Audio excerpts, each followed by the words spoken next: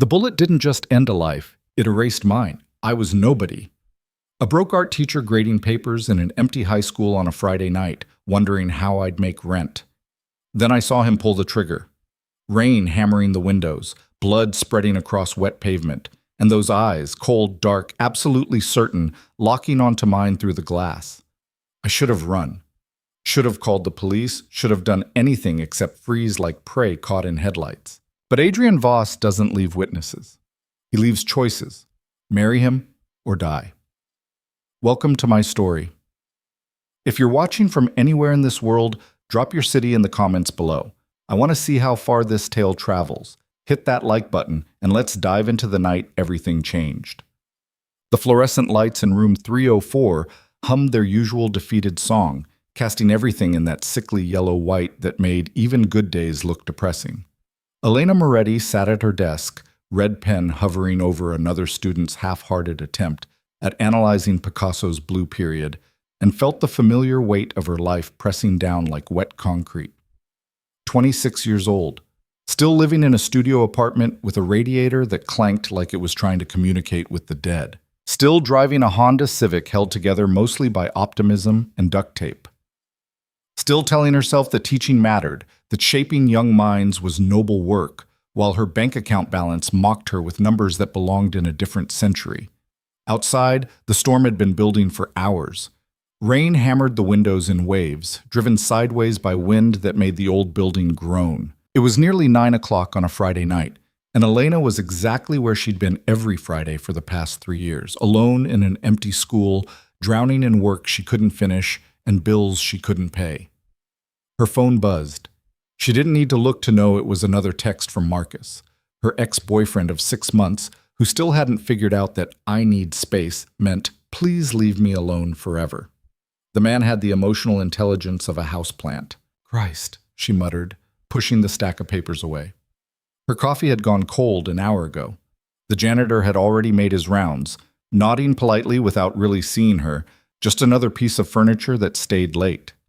Elena stood and walked to the window, pressing her forehead against the cool glass.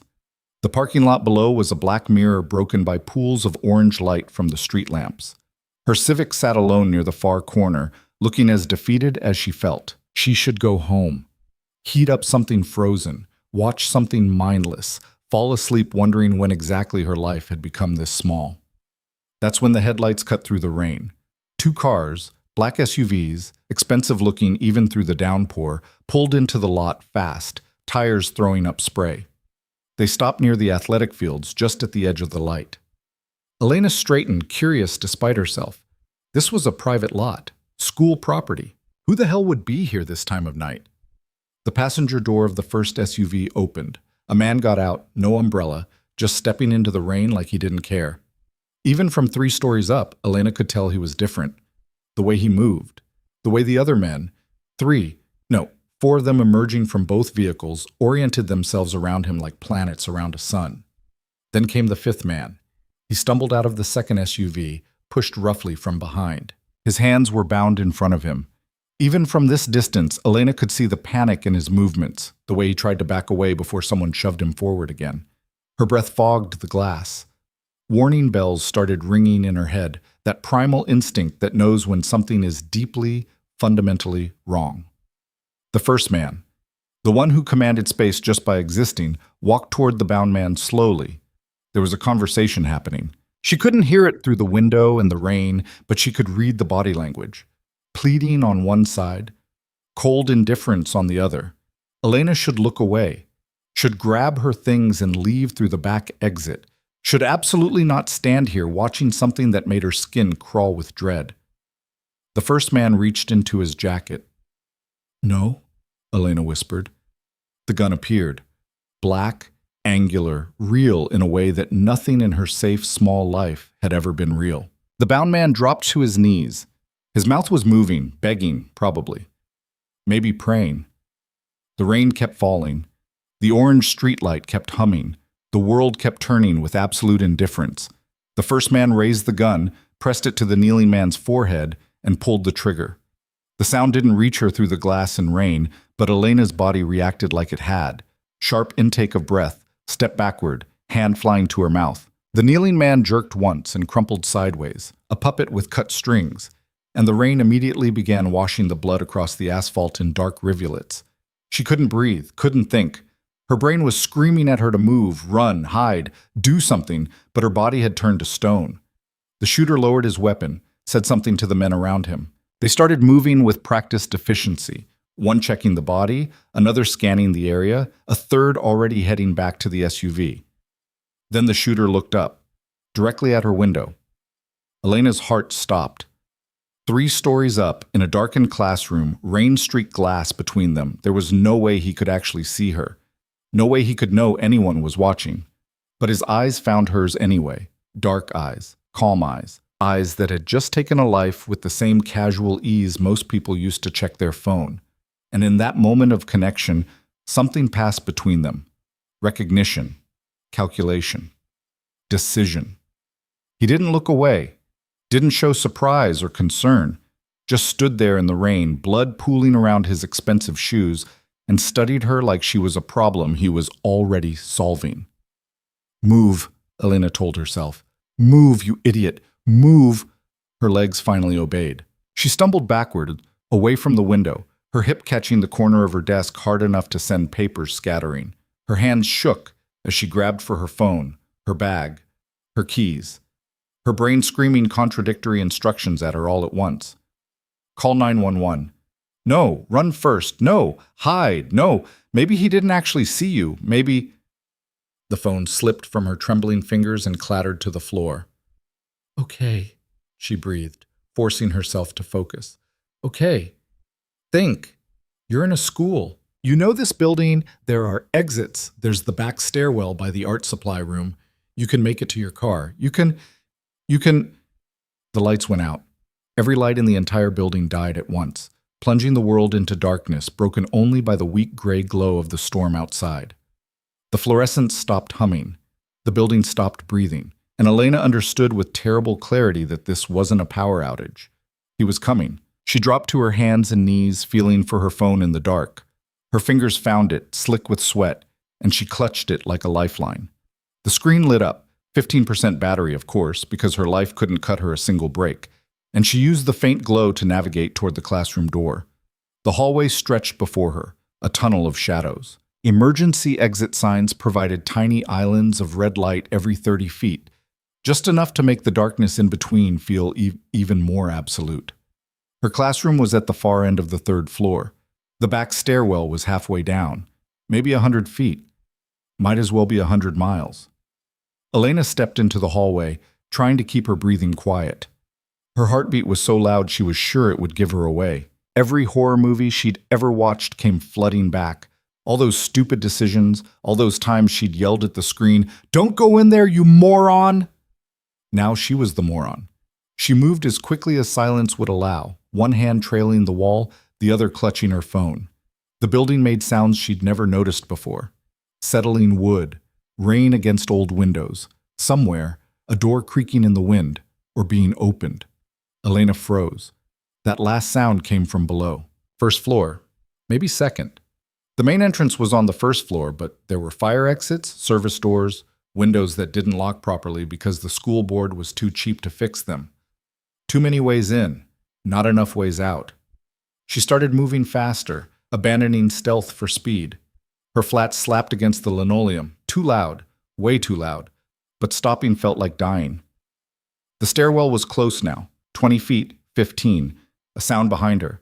Footsteps, not running, walking, steady and certain, like whoever it was knew exactly where they were going, like they had all the time in the world. Elena ran.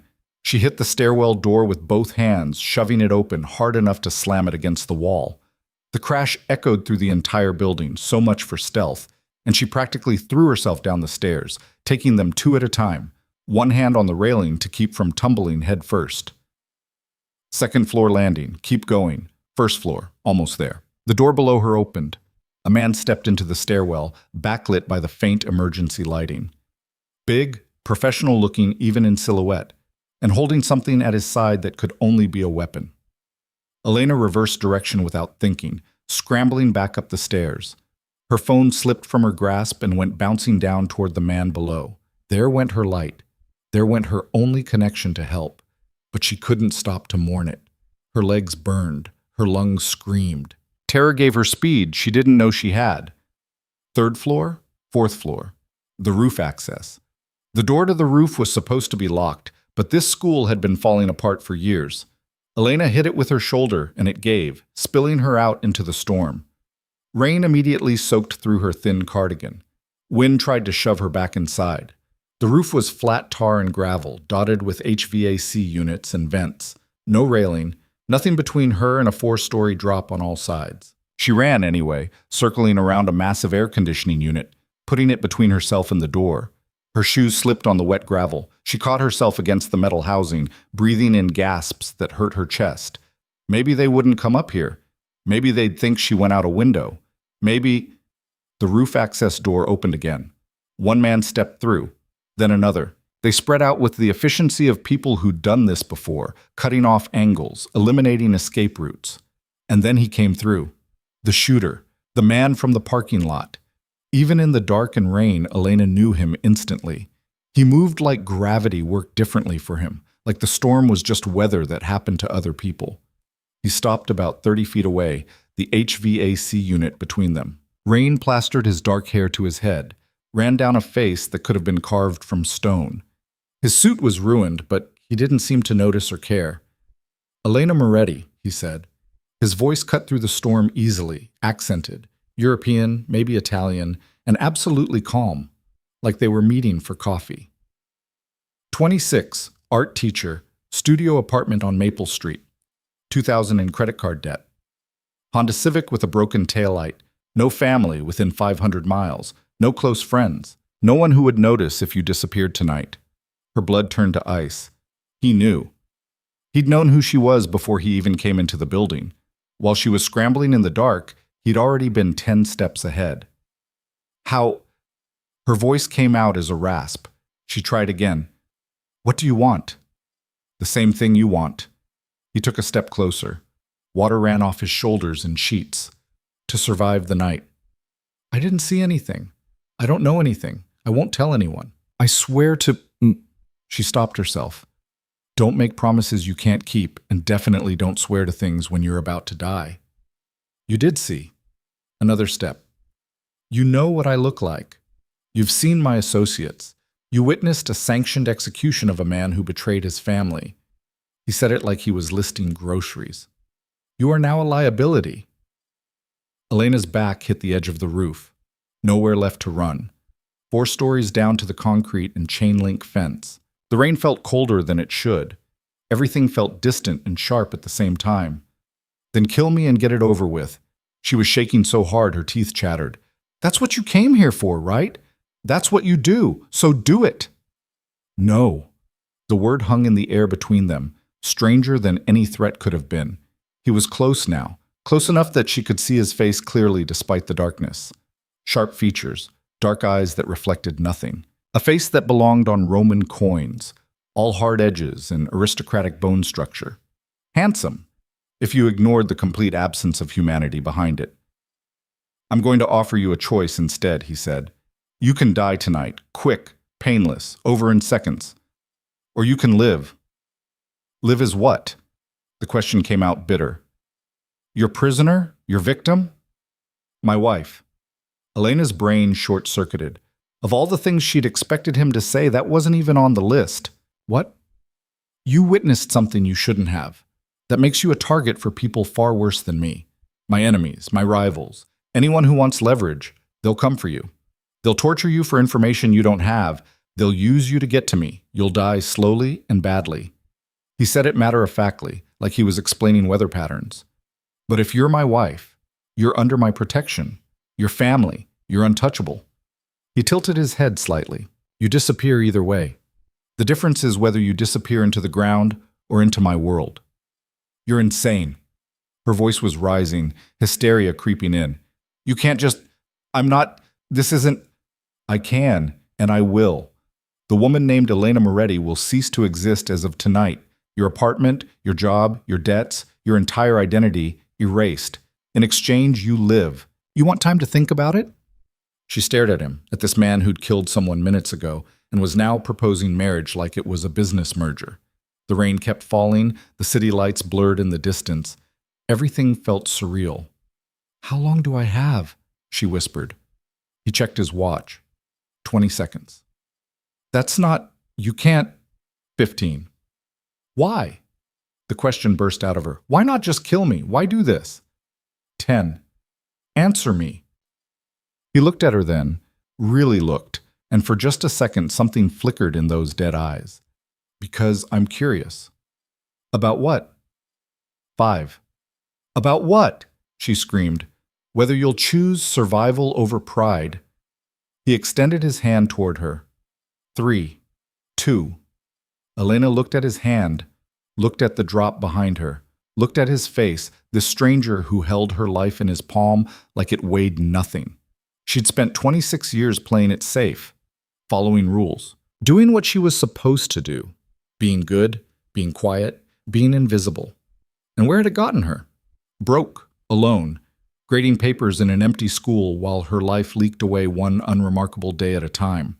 What did she have to lose that she hadn't already lost? Her hand moved before her brain caught up. She gripped his, felt the solid strength of it, the warmth that shouldn't exist in someone so cold. "Smart girl," he said. Then he pulled her forward and the world tilted. For a second she thought he was throwing her off the roof, some kind of sick joke, the punchline to a cruel setup, but instead he was moving, dragging her toward the roof access, his men falling into formation around them. They descended through the dark school rapidly, their phones providing harsh white light. Elena stumbled, trying to keep up, her wet shoes slipping on the stairs. One of the men, massive, bald, with scars that suggested a violent history, caught her elbow without comment, steadying her. The parking lot looked different from ground level. The body was gone. The blood was being washed away by rain, like nothing had happened, like a man hadn't died there 20 minutes ago. They moved toward the SUVs. The back door of the first one opened and Elena balked, some last reserve of self-preservation kicking in. "Get in," the man, her fiancé, her captor, her whatever he was, said. Not a request. "I need my car. I have to..." "Your car is being dealt with. Everything is being dealt with. Get in." She got in. The interior smelled like leather and expensive cologne. The door shut with a solid thunk that sounded like a coffin closing. He slid in beside her, not touching, maintaining a careful distance. The driver pulled out smoothly, the second SUV following close behind. Elena watched her school disappear through the rain-streaked window, watched the only life she'd ever known recede into darkness, and felt nothing. Numbness had settled over her like a blanket, shock doing its job, protecting her from the full reality of what was happening. "What's your name?" she asked. Her voice sounded like it was coming from very far away. "Adrian Voss. Is that supposed to mean something to me?" "No, but it will." He was looking at his phone, scrolling through messages with the detached focus of a businessman catching up on emails. "In the next few hours, you're going to learn things, uncomfortable things. Try not to panic." "Panic." She tested the word. "Right. I'll work on that." He glanced at her, something almost like amusement crossing his face. "You're in shock. That will fade. When it does, you'll want to scream or cry or try to escape. Don't. It's inefficient and it changes nothing. You sound like you've done this before." "I haven't, actually." He returned to his phone. "This is a first." "Lucky me." "Indeed." They drove in silence after that. Elena tried to track where they were going, but the rain and darkness made everything unfamiliar. Away from the city, that much was clear. Toward the hills where the houses got bigger and the privacy got expensive. 20 minutes later, they turned onto a private road. Security gate. Guards who nodded to the SUV without needing to check. More trees, more isolation. Then the house appeared. Except house was an insult to what loomed before her. Mansion, estate. Something with too many windows and too much stone, lit up like a castle on a hill. Water features and architectural lighting turning the rain into a display instead of a nuisance. "Home sweet home," Adrian said, without a trace of irony. The SUV stopped under a covered portico. The door opened immediately. Another man, older, wearing an actual butler's uniform like they'd stepped into a period drama. "Sir?" the butler said, his accent British and his expression carefully neutral despite the fact that his employer was soaking wet and dragging a strange woman into the house at 9:30 on a Friday night. "Shall I prepare the guest suite?" "The primary bedroom," Adrian said. "She'll be staying there." Elena's numbness cracked. "Wait, what?" "With me," he clarified, reading her panic. "You're my fiancé as of tonight. Maintaining that fiction requires maintaining appearances. I'm not sleeping with you." The words came out sharp, fear making her brave. "I don't recall asking you to." He handed his wet jacket to the butler without looking. "You'll have your own space, but we share a suite. That's non-negotiable." He started walking, clearly expecting her to follow. Elena stood frozen in the grand entrance, taking in the obscene wealth around her. Marble floors, artwork that looked museum quality, a chandelier that probably cost more than her yearly salary. The bald man who'd steadied her on the stairs appeared at her elbow. "Move," he said, not unkindly. "Standing there makes you a target." Target for what? Anyone looking through the windows with a rifle scope. She moved. Adrian led her through rooms that blurred together. Formal living room, casual living room, dining room that could seat 20, library with actual floor-to-ceiling books, and up a grand staircase that split halfway up. The primary suite was at the end of the second-floor hallway, double doors opening onto what looked like a small apartment. Sitting room. Bedroom, with a bed the size of her entire studio apartment. His and hers bathrooms, each bigger than most people's bedrooms. Walk-in closets that went on forever. And a second bedroom connected by a door decorated in soft grays and creams. "Yours," Adrian said, gesturing to the gray room. "Lock is on your side. Use it if you want." She walked into the room slowly, waiting for the catch.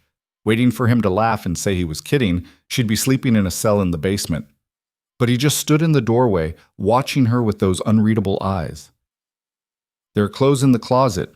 Probably not your style, but they'll do until we get you proper things. Bathroom is stocked. If you need anything, there's a phone by the bed." "I need to go home." "You don't have a home anymore." "I need my things, my photos, my books, They're gone. Apartment's already being cleared out." He checked his watch again. "Probably finished by now, actually. Lease will be terminated, utilities shut off, your car sold for parts. By morning, Elena Moretti won't exist on paper." She sat down on the bed, legs giving out. "You can't just erase a person." "I can, and I have. Your principal will receive notice of your resignation effective immediately. Family emergency, very sudden, had to relocate. Your credit cards are paid off. Your student loans are settled. Your landlord received 3 months' rent as apology for the sudden departure." "That's not, you can't." "I did." He loosened his tie, the first sign that he was affected by anything that had happened tonight. "You wanted to survive, Elena. This is what survival costs. Your old life is over. The sooner you accept that, the easier this becomes." "And if I don't accept it? If I go to the police?" "Then you'll be arrested for conspiracy to commit murder, probably. The dead man in that parking lot? His blood is on your shoes. Your prints are on the roof of that school. Security footage will show you there all evening. You'll be framed as an accomplice who got cold feet." He said it casually, like discussing the weather, like he'd already thought 10 steps ahead, already anticipated every move she might make. "You're a monster," she whispered. "Yes." No hesitation, no denial. "But I'm a monster who keeps his word. You cooperate, you stay alive. You try to run, you die badly. Simple." He moved toward the door, then paused. "Someone will bring you dinner. Eat it. You'll need your strength for tomorrow." "What happens tomorrow?" "We get married." The door closed behind him with a soft click. Elena heard the lock on his side engage. Not trapping her in, she realized. Keeping others out. She was alone in a room designed for comfort, wearing clothes soaked with rain, her entire existence shattered into pieces she didn't know how to pick up. She should cry, should scream, should throw things or fight or do something. Instead, she walked to the window and looked out at the rain, at the dark ground stretching into nothing, at the life she'd lost and the one she'd been forced into, and felt, beneath the terror and shock and disbelief, the tiniest flicker of something she couldn't quite name, because for the first time in 3 years, she wasn't worrying about rent. The next morning came too fast and too bright. Elena woke to sunlight streaming through windows she didn't recognize, in a bed too soft to be her own, and for one blissful second thought she'd had a nightmare. Then she saw the clothes laid out on the chair across the room. A dress, simple, elegant, cream-colored, shoes, understated jewelry, and a note in sharp, precise handwriting. Ceremony at 11. Don't be late. Reality crashed back in. She'd showered the night before, standing under water pressure her old apartment could never have managed, watching parking lot blood and rain swirl down the drain. She'd put on the pajamas left for her, silk, because of course they were, and lay in the massive bed staring at the ceiling until exhaustion won. Now she had 3 hours to become a bride. The door to Adrian's room was open. She could hear him moving around, talking on the phone in that same calm voice he'd used to explain how he'd murdered a man and erased her existence. She stayed in her room, avoiding that confrontation as long as possible. The breakfast that arrived at 9 was ridiculous. Fresh fruit, pastries that tasted homemade, coffee that made her want to weep, it was so good. A woman in her 50s brought it, introducing herself as Maria, the head of household staff, and treating Elena with a warmth that felt surreal given the circumstances. "You need anything, you ask me," Maria said in accented English, her smile genuine. "Mr. Voss, he chose well. We're happy to have you." Elena didn't know how to respond to that, didn't know how to explain that she wasn't here by choice, that this was kidnapping dressed up as romance. So she just nodded and picked at the food she couldn't taste. At 10:30, there was a knock. Adrian's voice. "We leave in 15 minutes. She dressed mechanically. The clothes fit perfectly, which meant he'd somehow known her size. The dress was beautiful, understated, nothing like the elaborate white gowns she'd imagined as a girl dreaming about weddings. This was elegant in the way expensive things are elegant, designed not to announce itself but to whisper quality. She looked at herself in the mirror. Same face, same dark hair, same average features, same ordinary woman. But the setting had changed, and somehow that changed her too. In this room, in these clothes, she looked like she belonged to this world. That terrified her more than anything else. Adrian was waiting in the sitting room, dressed in a dark suit that probably cost more than her car had been worth. He looked up when she emerged, his gaze traveling over her once, assessing. "Good," he said. Just that. Then, "We need to discuss the ceremony." "You mean the forced marriage to a man I met while he was committing murder?" Her voice came out sharp. "Good." Anger was better than fear. "It's not a real ceremony, not legally." He gestured for her to sit. She remained standing. He continued anyway. "I have a priest on payroll who will perform a service. You say yes at the appropriate times. We sign papers that have no legal standing but will satisfy anyone who sees them. Then we're married in the only way that matters, in the eyes of my world. Your world. Yes. The one you're now part of." He stood, moving to the window. Morning light made him look younger, less monstrous. But she remembered his hands, remembered the gun. "I need you to understand what's at stake. The man I killed last night was named Paolo Rinaldi. He was my father's oldest friend, my godfather, technically." Elena's breath caught. "You killed your godfather?" "He betrayed my family to the Ukrainians, sold information that got 12 of my men murdered 3 weeks ago. Would have gotten more killed if we hadn't caught him." Adrian's voice stayed level, but something dark moved behind his eyes. "In this world, betrayal has one punishment. Family doesn't change that." "And you're telling me this why?" "So you understand that sentiment is a luxury I don't have. I don't make emotional decisions. I make strategic ones." He turned to face her. "Keeping you alive is strategic. Marrying you is strategic. If at any point you stop being useful, that calculus changes. So this is a threat. This is clarity." He checked his watch. "Car's ready. Let's go." The drive took 20 minutes, heading deeper into the hills. They ended up at a small chapel on private grounds, old stone and stained glass, beautiful in that weathered way some religious buildings achieved. Half a dozen people waited inside. Witnesses, Elena assumed, all men in expensive suits with hard eyes. The priest was old, nervous, clearly uncomfortable despite whatever Adrian was paying him. He rushed through the ceremony like he wanted it over with, stumbling over Latin phrases and avoiding eye contact. Elena stood there in her cream dress, holding flowers she didn't remember receiving, and repeated words in a language she didn't speak. When Adrian slipped the ring onto her finger, platinum, with a diamond so large it felt obscene, her hand shook. When it was her turn, she fumbled with his ring, a simple band that looked severe against his skin. "I do," she heard herself say, and somewhere in her chest something broke. Adrian kissed her, brief, perfunctory, his lips barely touching hers. But even that small contact sent electricity through her, fear and anger and something else she refused to name. Then it was over. Signatures on meaningless paper. Congratulations from men who looked like they killed people for a living, because they probably did. Back into the SUV, Adrian on his phone immediately, already moving on to the next item on his agenda. "Where are we going now?" she asked. "Airport." Her head snapped toward him. "What?" "Honeymoon. We leave in 2 hours." "I'm not going anywhere with you." "Yes, you are." He didn't even look up from his phone. "Staying here makes you vulnerable. Too many people know about the wedding now. Too many ways for enemies to strike. We disappear for a week, let things settle." "Disappear where?" "Greece. Private island. No one knows about it except my most trusted people." Elena laughed, the sound harsh. "Of course you have a private island. Why wouldn't you?"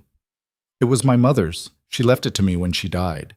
Something crossed his face, too fast to read. "You'll be safe there." "I don't want to be safe. I want to go home." "You don't have a home." He finally looked at her, those dark eyes pinning her in place. "The sooner you internalize that, the better off you'll be. Elena Moretti is dead. You're someone else now." "Who? Your property?" "My wife." He returned to his phone. Learn the difference. The private jet was exactly as ridiculous as she'd expected. Leather seats, polished wood, a bedroom in the back, a flight attendant who materialized to offer champagne before disappearing again. Elena sat as far from Adrian as the cabin allowed, staring out the window as the ground fell away and her old life became literally unreachable. He worked the entire flight, laptop open, phone in hand, conducting business like this was just another Tuesday. Occasionally he'd make notes, sign documents the flight attendant brought him, conduct calls in Italian or Russian or languages Elena didn't recognize. He never once looked at her. She should be relieved. Should be grateful he was ignoring her. Instead, she felt like a piece of furniture. Less than that, furniture at least served a purpose. Somewhere over the Atlantic, exhaustion caught up with her. She fell asleep against the window and woke to someone draping a blanket over her shoulders. Adrian had moved to the seat across from her, close enough to reach but not touching, and was watching her with an expression she couldn't read. "How long?" she asked, voice rough with sleep. 3 more hours." She closed her eyes again, too tired to maintain her anger. "Why me?" Silence. Long enough that she thought he wouldn't answer. Then, "Wrong place, wrong time." "That's not an answer." "It's the only one you're getting." When they landed, it was sunset, the sky bleeding orange and purple over an ocean so blue it looked fake. A helicopter waited on the tarmac, because, of course, there was a helicopter, and the noise of it made conversation impossible during the short flight to the island. The house that appeared below them made the mainland estate look modest. White stone, terraced into cliffs, gardens cascading down toward private beaches, infinity pools that seemed to spill into the sea. Modern architecture blended with classical Greek elements, creating something that looked like it belonged in a magazine spread titled, "How the Obscenely Rich Live." They landed on a helipad cut into the hillside. Adrian helped her out, his hand firm on her elbow, and led her down stone steps toward the main house. The wind whipped her hair around her face, carrying salt and the smell of jasmine. "Staff rotates off the island for our stay," he said, raising his voice over the helicopter departing behind them. "Just us and 2 security personnel." "How romantic." The words came out bitter. Practicality, not romance. They reached the entrance, massive wooden doors opening onto a foyer with views straight through to the ocean. "The house is fully stocked. Anything you need, help yourself." He walked through the space like he owned it, which he did, pointing out rooms with the efficiency of a realtor. Kitchen, living areas, media room, gym, wine cellar, everything designed for comfort and luxury and privacy. The primary suite took up the entire top floor. More glass than walls, views in every direction, the ocean dominating everything. The bed was massive, dressed in white linens that probably cost more than her monthly rent used to be. And there, to the left, was another door. Yours, Adrian said, gesturing. Same arrangement as home, lock on your side. Elena opened it, found another beautiful room, another massive bed, another bathroom with fixtures that looked like art pieces. A balcony overlooking the water. Sunrise views, probably. I'm going to shower and work, Adrian said from behind her. There's food in the kitchen. Feel free to explore, but stay within sight of the house. Security needs to be able to see you. So I'm not a prisoner. I just can't leave.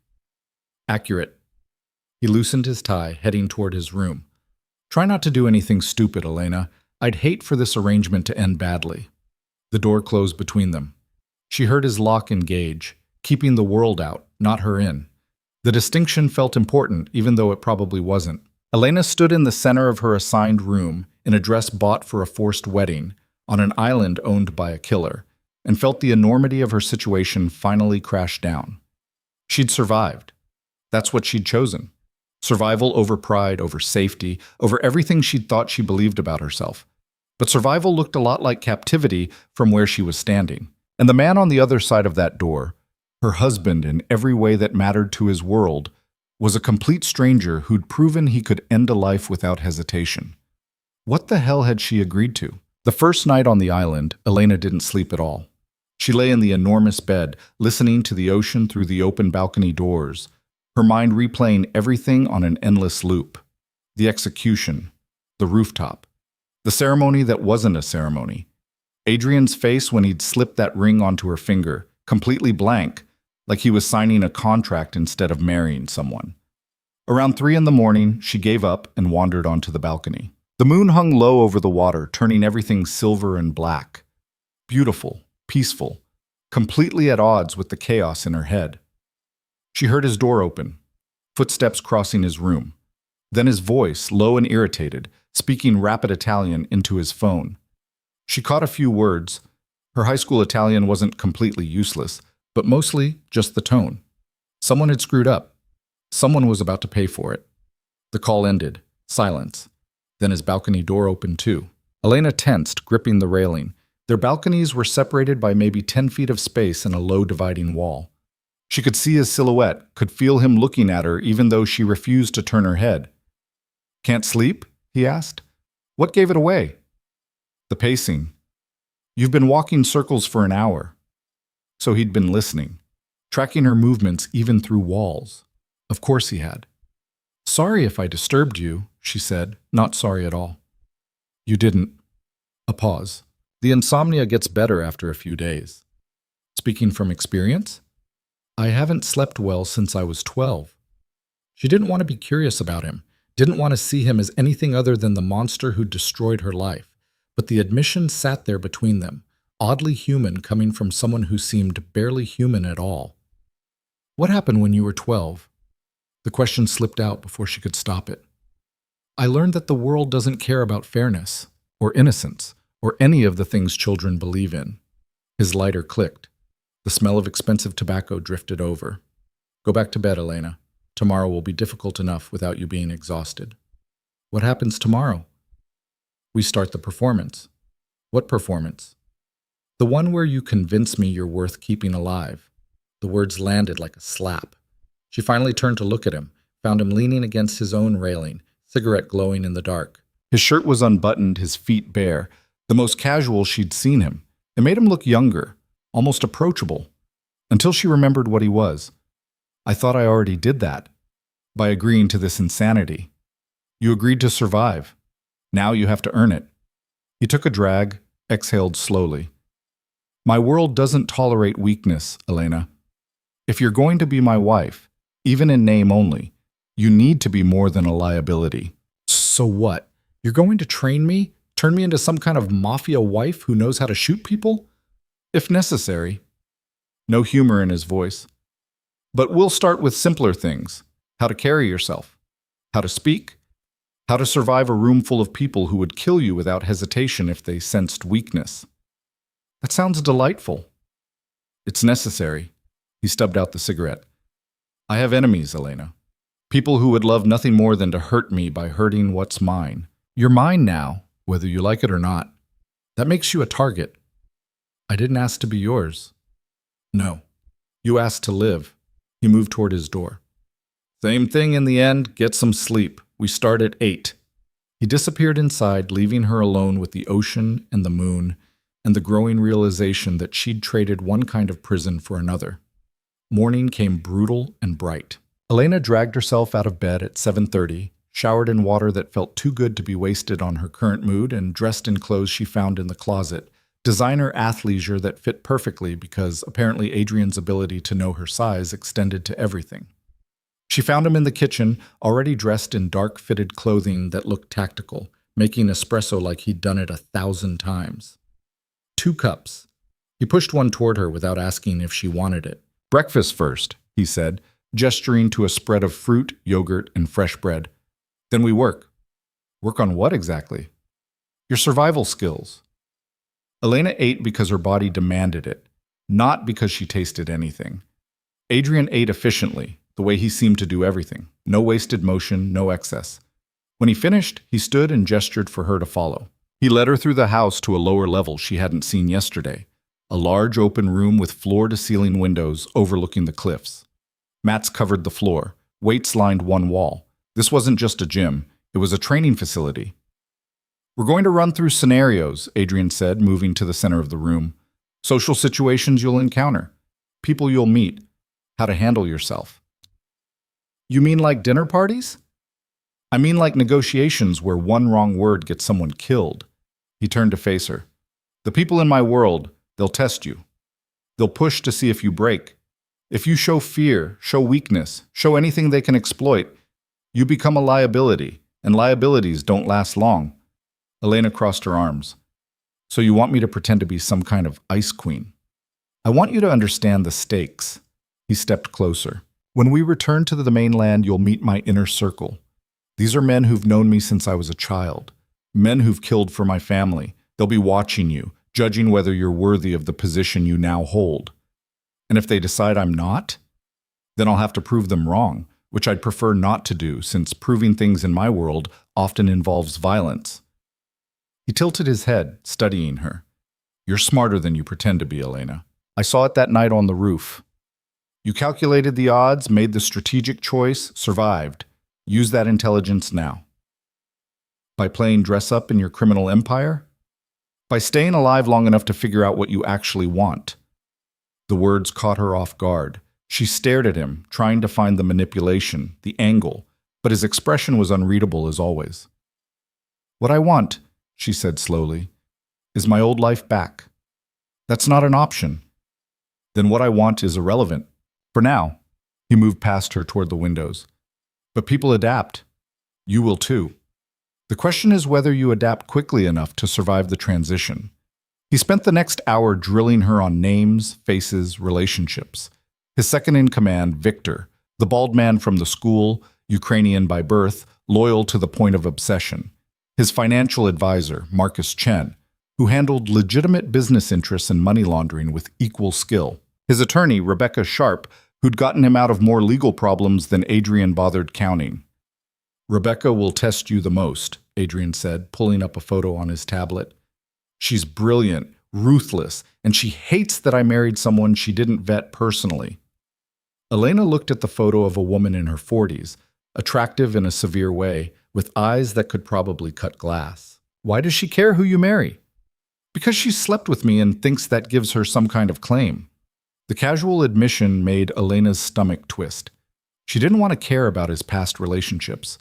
Didn't want to feel the spike of something that might have been jealousy. Does it? She asked. Give her a claim? No. What we had was transactional. What you and I have is strategic. He switched off the tablet. But she'll try to undermine you anyway. Probably in subtle ways.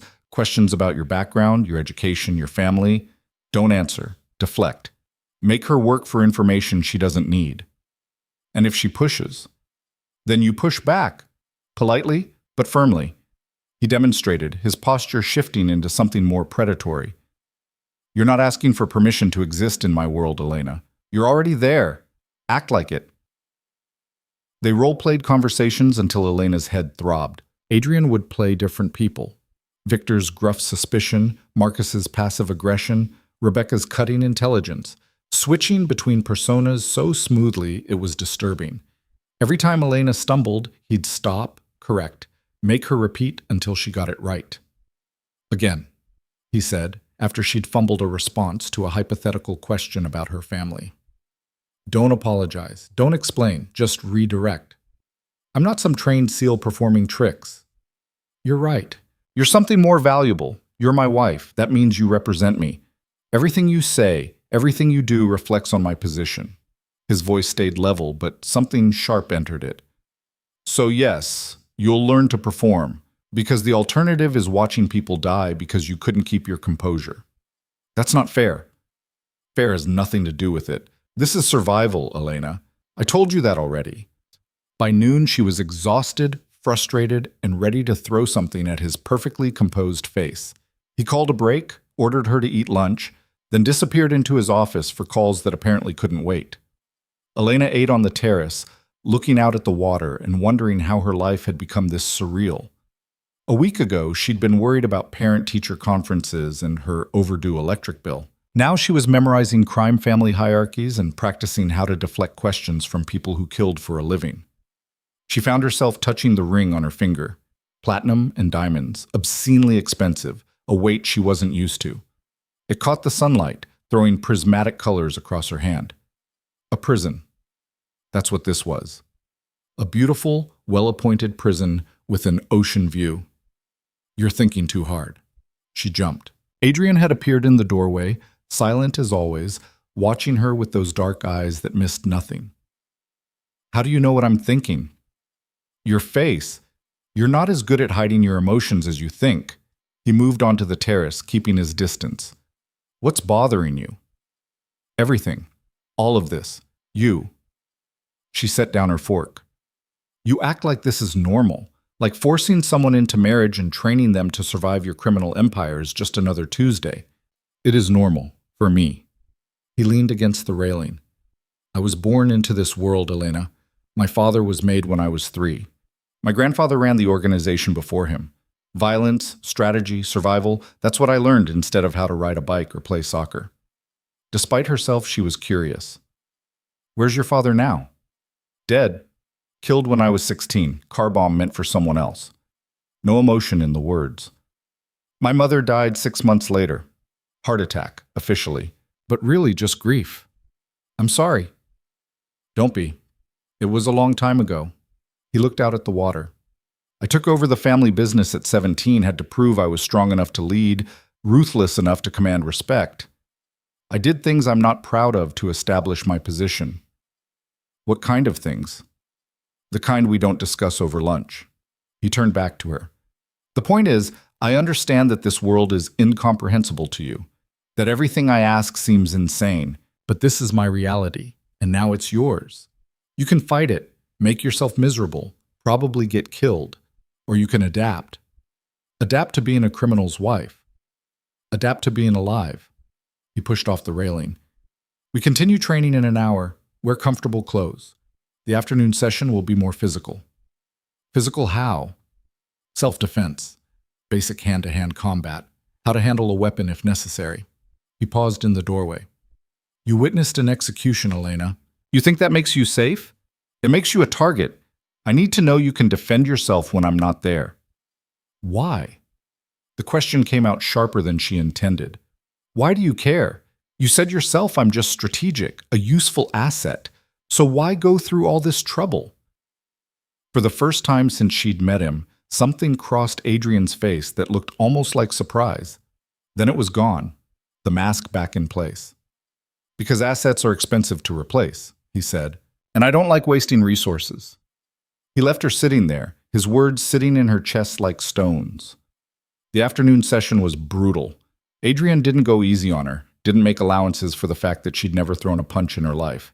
He taught her how to strike, palm heel to the nose, fingers to the eyes, knee to the groin. Where to hit to disable rather than damage. How to use someone's weight against them. Again, he said, after she'd stumbled through a defensive sequence for the 5th time. Faster. If someone grabs you, you have maybe 2 seconds before they overpower you completely. Use them. Elena tried again, her muscles already aching. She managed the elbow strike, followed through with the turn, but lost her balance on the follow-up. Adrian caught her before she hit the mat, his hands firm on her waist, steadying her. For a second they were close enough that she could feel the heat coming off him, could smell whatever expensive cologne he wore under the sweat. Better, he said, stepping back immediately. But you're telegraphing the movement. Don't think about it. Just react. They drilled until her arms felt like rubber and her lungs burned. Adrian moved like violence was a language he'd learned before speech. Fluid, economical, absolutely precise. He never hurt her, but he never let her win either. Every mistake was corrected, every weakness exposed. Enough, he finally said, tossing her a towel. You're done for today. Elena collapsed onto the mat, breathing hard, her body one giant ache. Do you do this every day? Twice a day, usually, morning and evening. He wiped sweat from his face. In my position, physical weakness is a liability. Everything's a liability with you. Everything is, if you're not careful. He offered her a hand. She hesitated, then took it. His grip was solid, pulling her up easily. You did better than I expected. Most people can't handle this kind of intensity. Most people aren't being held hostage and forced to learn hand-to-hand combat. You're not a hostage. His jaw tightened. A hostage has value because someone wants them back. No one's coming for you, Elena. That's why you're here. The words stung because they were true. No family within 500 miles. No close friends. No one who would notice her absence beyond a few colleagues who'd shrug and move on. Thanks for the reminder, she said bitterly. It's not meant to be cruel, it's meant to be clarifying. He released her hand. The sooner you understand that your survival depends entirely on yourself, the better equipped you'll be to actually survive. He left her in the training room, heading upstairs for a shower. Elena stood there in her sweat-soaked clothes, her body aching, her mind spinning. He was right. That was the worst part. She was completely alone in this, dependent on a man who viewed her as a strategic asset, trapped in a life that made no sense. But she was alive. And maybe despite everything, she was starting to understand what he'd meant about adapting. The next 3 days fell into a rhythm that felt designed to break her down and rebuild her into something else. Mornings were social training, learning to read people, to deflect, to present the image of strength even when she felt like screaming. Afternoons were physical, combat training, weapons handling, situational awareness drills that made her paranoid about every shadow. Adrian was relentless. He never raised his voice, never lost his patience, but he also never let her rest. Every evening, she'd collapse into bed barely able to move, her mind too exhausted to spiral into panic. On the 4th morning, she woke to find him already on his balcony, phone pressed to his ear, his face carved from stone. Something was wrong. She could tell by his posture, by the way his free hand gripped the railing. The call ended. He stood there for a long moment, perfectly still, then turned and saw her watching. Get dressed, he said. We need to talk. She found him in the living room 10 minutes later, staring at his laptop screen with an expression that actually showed emotion for once. Anger, cold and controlled. What happened? She asked. My enemies know about you. He turned the laptop toward her. This was posted to several underground forums 2 hours ago. Elena looked at the screen and felt her blood turn to ice. It was a photo of her and Adrian leaving the chapel after the ceremony. Her face was clearly visible. Below it, text in multiple languages, all saying essentially the same thing. Adrian Voss's new wife. Unvetted. Unknown background. Weakness. How did they get this? Someone at the ceremony had a camera. Someone I trusted. His voice was flat. They've been dealt with. Dealt with how? How do you think? He closed the laptop. The point is, you're no longer a secret, which means you're now a target. We need to cut this trip short and return to the mainland. I can protect you better there. Protect me from what? From people who will try to kidnap you for leverage, or kill you to prove a point, or worse. He stood, already moving into action mode. We leave in 2 hours. Pack what you need. Everything else stays. Elena's head spun. This was happening too fast. Wait, you said we'd be here a week. See, plans change. He was already on his phone making calls in rapid Italian. Victor is preparing the house. Security will be tripled. You'll have a protection detail anytime you leave the property. I don't want a protection detail. I don't care what you want. His voice cut like a blade. This is non-negotiable. You're a liability now, Elena. My liability, and I protect what's mine. The words should have made her angry. Instead, they made her feel something else. Something that scared her more than his threats ever had. Because for the first time in her life, someone was claiming her as theirs. Someone was willing to fight for her, even if the reasons were purely strategic, and against all logic, all self-preservation, all common sense. Part of her didn't hate it. The flight back was tense. Adrian spent most of it on calls, his voice low and dangerous, issuing orders that made the people on the other end scramble. Elena sat across from him, watching him work, seeing for the first time the full scope of what he controlled. This wasn't just some small-time criminal. This was an empire. People jumped when he spoke. Deals worth millions hung on his word. He operated with the casual authority of someone who'd never been told no and survived the experience. Halfway through the flight, he hung up and rubbed his eyes, the first sign of fatigue she'd seen. "How bad is it?" she asked. "Bad enough. The Ukrainians are making noise. The Albanians smell blood in the water. Everyone wants to know who you are and why I married you so suddenly." He looked at her. "I need a story. Something that explains you without making me look weak." "What kind of story?" "Something plausible. We met months ago, fell in love, kept it quiet to avoid attention. You're from old money but prefer privacy. You're educated, cultured, perfectly suited to be my wife." "That's a lot of lies. That's strategy." He leaned forward. "In 3 days, I'm hosting a gathering at the estate. Everyone important will be there. You'll be introduced as my wife. You'll charm them, impress them, make them believe you belong." His eyes bored into hers. "Can you do that?" Elena thought about the training, about everything she'd learned in the past few days, about the choice she'd made on that rooftop. "Yes," she said. "I can do that."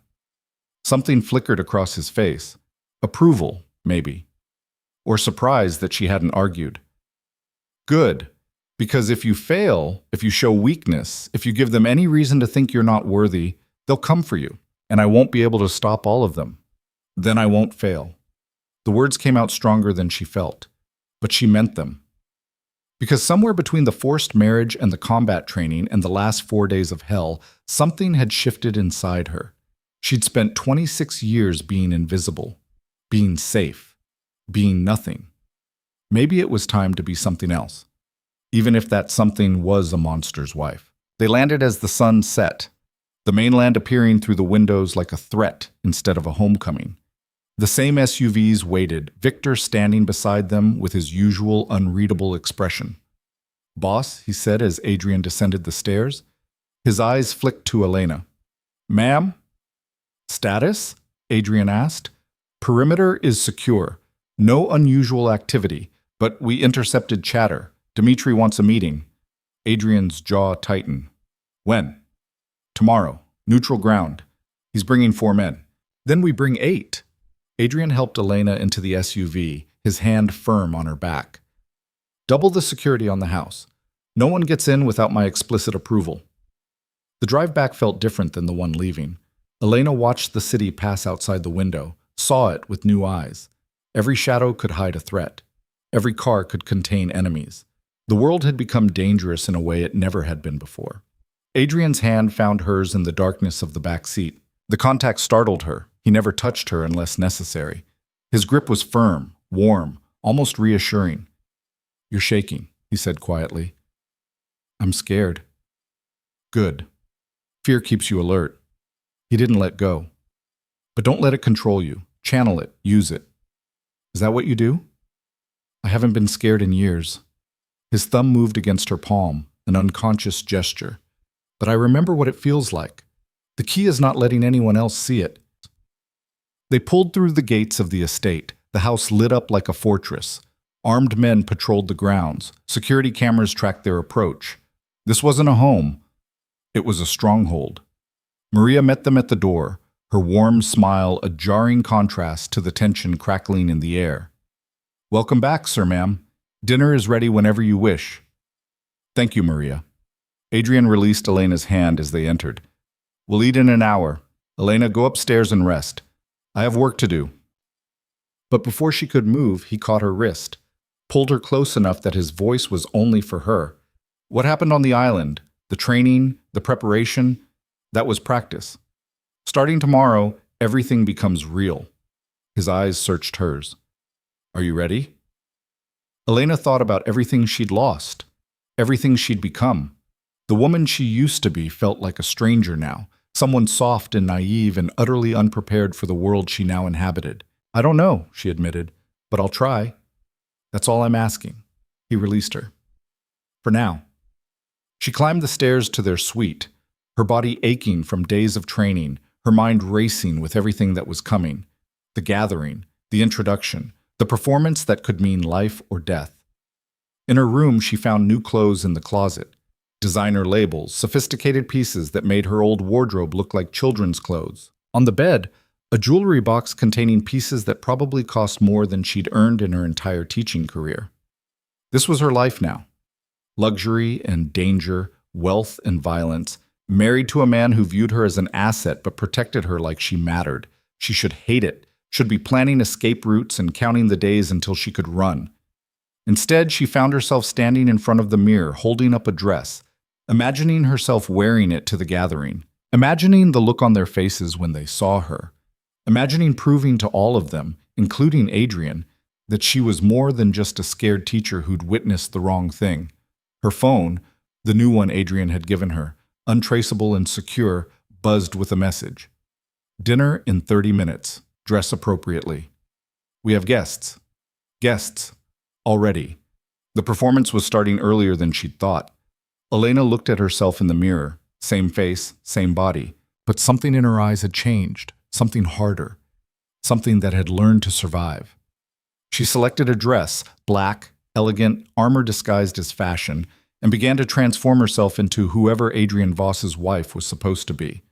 Because ready or not, her new life was demanding she step into it, and she'd be damned if she'd let it destroy her without a fight. The black dress fit like it had been made for her, which it probably had. Elena studied herself in the mirror, barely recognizing the woman staring back. Hair swept up in a style Maria had somehow accomplished in 10 minutes. Makeup subtle but precise. The diamond earrings Adrian had left in the jewelry box catching light with every movement. She looked expensive, untouchable. Nothing like the broke art teacher who'd graded papers alone on Friday nights. A knock on the connecting door made her jump. "Come in," she said, her voice steadier than she felt. Adrian entered, already dressed in a dark suit that probably cost more than her car had been worth. He stopped when he saw her, his eyes traveling over her once in that assessing way of his. "Good," he said simply. Then, after a pause, "You look the part." "The part of what? Your accessory?" "The part of my wife." He moved closer, adjusting one of her earrings with surprising gentleness. "Our guests tonight are Marcus Chen and his associate. Marcus needs to believe this marriage is legitimate, that you're not just some random woman I acquired. Acquired, like furniture, like protection." His hand settled on her shoulders, turning her to face him. "Listen carefully. Marcus is dangerous in ways that have nothing to do with violence. He'll probe, test, look for inconsistencies in our story. If he suspects this marriage is a farce, he'll exploit it, use it against me." "What's our story?" "We met 6 months ago at a gallery opening in the city. You were there with colleagues, I was there for business. We spoke, connected, kept in touch quietly. I pursued you. You resisted at first. Too different, too dangerous. But eventually, I wore you down." His mouth almost smiled. "Apparently, I can be charming when necessary." "I doubt that. You'd be surprised what I'm capable of when it serves my interests." He checked his watch. "They'll be here in 10 minutes. You'll sit beside me at dinner. You'll let me lead the conversation, but you'll contribute when asked. Intelligent observations, nothing controversial. Can you do that?" Elena thought about all the parent-teacher conferences she'd navigated, all the difficult conversations with administrators who held her job in their hands. She'd been performing her entire life just in smaller, safer ways. Yes, she said, I can do that. One more thing. He reached into his pocket, pulled out a small box. Inside was another ring, a wedding band to match her engagement ring, covered in diamonds that caught the light like captured stars. He took her hand, slid it onto her finger with practiced ease. Now you're complete. The weight of both rings felt strange, foreign, like handcuffs made of precious metals. They descended the stairs together, his hand at the small of her back, guiding her. The dining room had been transformed. Candles, fresh flowers, table set with china that looked antique and irreplaceable. Through the windows, she could see security moving in the shadows, rifles visible even in the dim light. The doorbell rang. Maria appeared from nowhere to answer it, and moments later 2 men entered the dining room.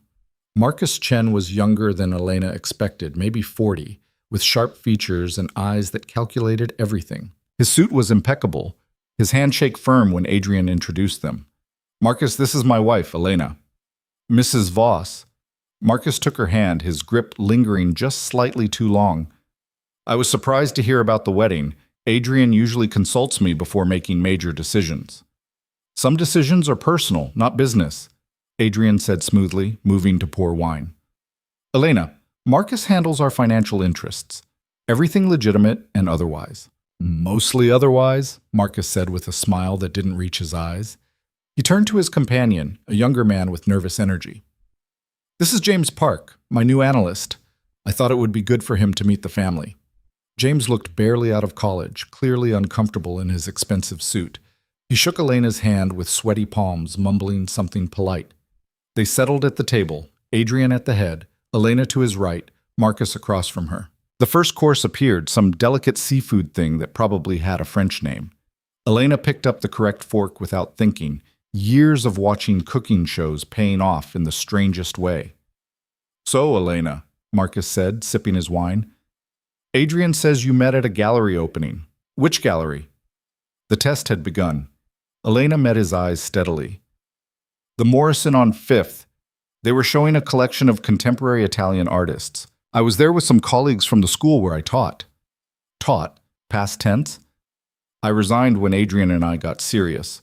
The schedule wasn't compatible with his lifestyle. How accommodating. Marcus cut into his fish with surgical precision. Must have been difficult giving up your career? Not as difficult as you'd think. I was good at teaching, but I wasn't passionate about it. Sometimes we settle into lives that fit rather than lives that fulfill. She took a sip of wine, buying herself a second. Adrian offered me something more interesting. And what's that? Purpose. Across the table, Adrian's expression didn't change, but his hand found hers under the table, squeezing once. Approval, maybe. Or warning. Purpose, Marcus repeated like he was tasting the word. Interesting choice. Most women marry Adrian for his money or his power. You're saying you married him for purpose? I'm saying I married him because he saw something in me that I didn't see in myself. The lie came easier than it should have. And because when he wants something, he's relentless about getting it. That's certainly true. Marcus leaned back, studying her. You know what he does, yes? The nature of his business? I know enough. And it doesn't bother you? The violence, the illegality, the constant danger? Everyone's life has danger, Marcus. Some people just pretend otherwise. Elena met his gaze without flinching. I'd rather face reality with my eyes open than live in comfortable denial. Something shifted in Marcus's expression. Not quite respect, but close to it. He glanced at Adrian, one eyebrow raised. She's sharper than she looks. I told you she was, Adrian said. Elena doesn't miss much. The dinner continued, conversation flowing between business and personal with a fluidity that suggested years of practice. Marcus probed, Elena deflected, Adrian guided everything with subtle touches and interjections. James barely spoke, clearly out of his depth, drinking too much wine too fast. By the time dessert arrived, something chocolate and architectural, Elena's performance was flowing naturally. She laughed at Marcus's dark humor, asked intelligent questions about legitimate business ventures, played the role of interested wife without seeming subservient. Tell me, Elena, Marcus said, finishing his wine. Do you plan to just be decorative, or will you take an active role in Adrian's world? I haven't decided yet. She set down her fork. Adrian married me quickly. We're still figuring out what this partnership looks like. Partnership. Interesting word choice again. Marcus stood as Maria began clearing plates. Most wives in this world are possessions, not partners. Adrian's mother was an exception. Beautiful woman, sharp mind, but she never quite adapted to the violence. It broke her in the end. I'm not Adrian's mother, Elena said quietly, and I don't break easily. We'll see. Marcus buttoned his jacket. Adrian, we should discuss the Dimitri situation, privately. Adrian nodded, standing. Use my office, I'll join you in a moment. He waited until Marcus and James had left the room, then turned to Elena. You did well, better than well. He's impressed. He's testing me. Always. That's what Marcus does. Adrian touched her face, tilting it up to meet his eyes. But you passed. He would have found a weakness if there was one to find. You didn't give him anything. The praise shouldn't have mattered, shouldn't have sent warmth through her chest. But it did, and Elena hated herself a little for caring what this man thought. Go upstairs, Adrian said. This conversation isn't for you. What if I want to be part of it? You're not ready. Not cruel, just factual. Soon, maybe, but not yet. He left her standing in the dining room, surrounded by the remnants of an elaborate performance. Elena climbed the stairs slowly, her feet aching in the expensive heels, her mind replaying every word of the evening. She'd done it. Convinced a man who made his living reading people that she belonged in this world, that she was more than a liability. In her room, she stripped off the dress and jewelry, scrubbed the makeup from her face, and stood under a shower hot enough to hurt. The woman in the mirror afterward looked more like herself, barefaced, exhausted, uncertain. But she'd survived. Again. Through the walls she could hear voices from Adrian's office, raised, tense, though she couldn't make out words. She shouldn't care what they were discussing, shouldn't want to know more about the business that had consumed her life. But curiosity was a hard thing to kill. She cracked open her door, moved into the sitting room that connected their bedrooms. Adrian's office was down the hall, the door not quite closed. If she was careful, quiet, she could hear. Too risky, Marcus was saying. Dimitri doesn't make friendly requests. This is a power play. I know what it is. Adrian's voice, cold and controlled. But refusing the meeting makes me look weak. I meet him. I control the narrative. And if he tries something? Then Victor puts a bullet in his head and we deal with the fallout. A pause. The marriage complicates things. Elena's breath caught. You think? Marcus's voice dripped sarcasm. You marry some random woman out of nowhere, refuse to explain why, and now every enemy you have thinks she's leverage. Brilliant strategy, Adrian. She's not random. Then what is she? Because I've run every background check possible, and Elena Moretti is exactly what she appears to be. A nobody. No criminal connections, no useful family, no skills that would benefit you. So why marry her? Silence stretched. Elena pressed closer to the wall, desperate to hear Adrian's answer. That's my business, Adrian finally said. Not yours. It becomes my business when it affects our operations. If Dimitri decides to grab her, use her against you, he won't get the chance. You can't protect her every second. You have enemies, Adrian. Powerful ones. And now you've painted a target on someone who can't defend herself. She's learning. Learning what? How to shoot? How to fight? Marcus's laugh was harsh. That woman is a school teacher playing dress-up in a world that will chew her up and spit her out. The only question is how many of our people die protecting her before you admit this was a mistake. Enough. Adrian's voice went deadly quiet. Elena is my wife. My decision. My responsibility. If you can't accept that, we have a different problem. I accept it. I just think you're letting sentiment cloud your judgment. I don't have sentiment. Then what do you call marrying someone you barely know? Another silence. Elena's heart hammered so hard she was sure they'd hear it through the walls. Strategy, Adrian said finally. Everything I do is strategy. Elena serves a purpose even if you can't see it yet. And when she stops serving that purpose, That won't happen. How can you be sure? Because I don't make mistakes, Marcus. You know that. The sound of a chair moving. The Dimitri meeting is tomorrow at noon. Neutral location, his choice. I'm bringing Victor and 6 others. You'll monitor from the car, ready to move if necessary. What about Elena? She stays here. Full security detail. No one gets within 100 yards of this house. Their voices moved, footsteps in the hallway. Elena scrambled back to her room, closing the door silently just as the office door opened fully. She pressed her back against the wall, breathing hard, Marcus's words echoing in her head. A nobody. No useful skills. Playing dress up in a world that will chew her up and spit her out. He wasn't wrong. That's what made it hurt. But Adrian had defended her, called her his wife, his decision, his responsibility. Even if it was just strategy, just calculation, he'd stood up for her existence in his world. That had to count for something. The next morning, Elena woke to an empty suite. Adrian was already gone, off to whatever dangerous meeting he'd arranged. She found a note on the sitting room table in his precise handwriting. Stay inside. Security is doubled. I'll be back by evening. No endearment. No concern for her feelings. Just orders, like always. Elena dressed in comfortable clothes and wandered downstairs, finding the house transformed into a fortress. Armed men at every entrance. Victor coordinating from the security office. Maria trying to maintain normalcy by offering breakfast that Elena couldn't eat. You're safe here, Mrs. Voss, Victor said when he found her staring out the window at the gardens. His accent was thick, but his English clear. Boss would kill anyone who let something happen to you. Because I'm useful to him. Because you're his. Victor checked his weapon with practiced efficiency. In our world, that means something, means everything. Even if the marriage is just for show? Victor looked at her for a long moment, something almost like pity in his scarred face. You think Boss does anything just for show? Everything has purpose. You have purpose, even if you don't see it yet. He left her with that cryptic statement, returning to his security monitors.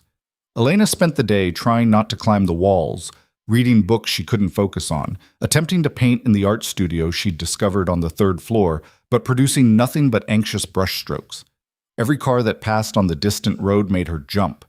Every sound could be an attack. By afternoon, her nerves were shot, her imagination conjuring scenarios where Adrian didn't come back, where Dimitri killed him, where she was left here as a widow to a man she barely knew. The thought of him dying bothered her more than it should have. 5 o'clock came and went. 6, 7. The sun set, darkness swallowing the grounds, and still no word. Victor's face grew grimmer with each passing hour. The security team tensed, weapons ready, expecting the worst. At 8:15, the gates opened. Elena was in the library when she heard the commotion, voices in the entrance hall, footsteps rapid and urgent. She ran toward the sound, her heart in her throat, and found Victor supporting Adrian into the house. Blood soaked through Adrian's white shirt on the left side. His face was pale, jaw tight with pain, but his eyes were alert as they found hers. I'm fine, he said before she could speak. Superficial, looks worse than it is. You're bleeding. Barely. He winced as Victor guided him toward the stairs. Dimitri made his point. We made ours. Everyone survives another day. You call this surviving? Elena followed them up the stairs, her medical training from a long-ago babysitting course kicking in. You need a doctor. I have one. He's on his way. Adrian collapsed onto the couch in their suite, letting Victor cut away his ruined shirt. The wound was a gash across his ribs, deep but clean. Knife, not bullet. Elena, I'm fine. Stop looking at me like that. Like what? Like you care. The words landed between them, sharp and unexpected. Victor glanced between them, then quietly excused himself, leaving them alone. Elena grabbed towels from the bathroom, pressing them against Adrian's side to slow the bleeding. He hissed in pain but didn't pull away. Of course I care, she said quietly. You die? I'm alone in a world that wants to kill me. Self-preservation, remember? Right, self-preservation. Something in his voice suggested he didn't believe her. The doctor arrived 20 minutes later, a nervous man who treated Adrian with the efficiency of someone who'd done this many times before. 12 stitches, antibiotics, pain medication that Adrian refused. I need to be alert, he said. Dimitri will be watching for weakness. You're bleeding through your shirt and you can barely sit up straight, Elena snapped. I think that ship has sailed. She has a point, Mr. Voss, the doctor murmured, packing his supplies. Adrian glared at both of them but accepted a lower dose. The doctor left. Victor posted guards outside the suite, and Elena found herself alone with her wounded husband in a room that suddenly felt too small. What happened? She asked. Dimitri wanted to renegotiate our territory agreements. I declined. He took offense. Adrian touched his bandaged side, checking the stitches. His man got close with a knife before Victor dropped him. Sent a message. That you're vulnerable. That I'm willing to bleed rather than back down.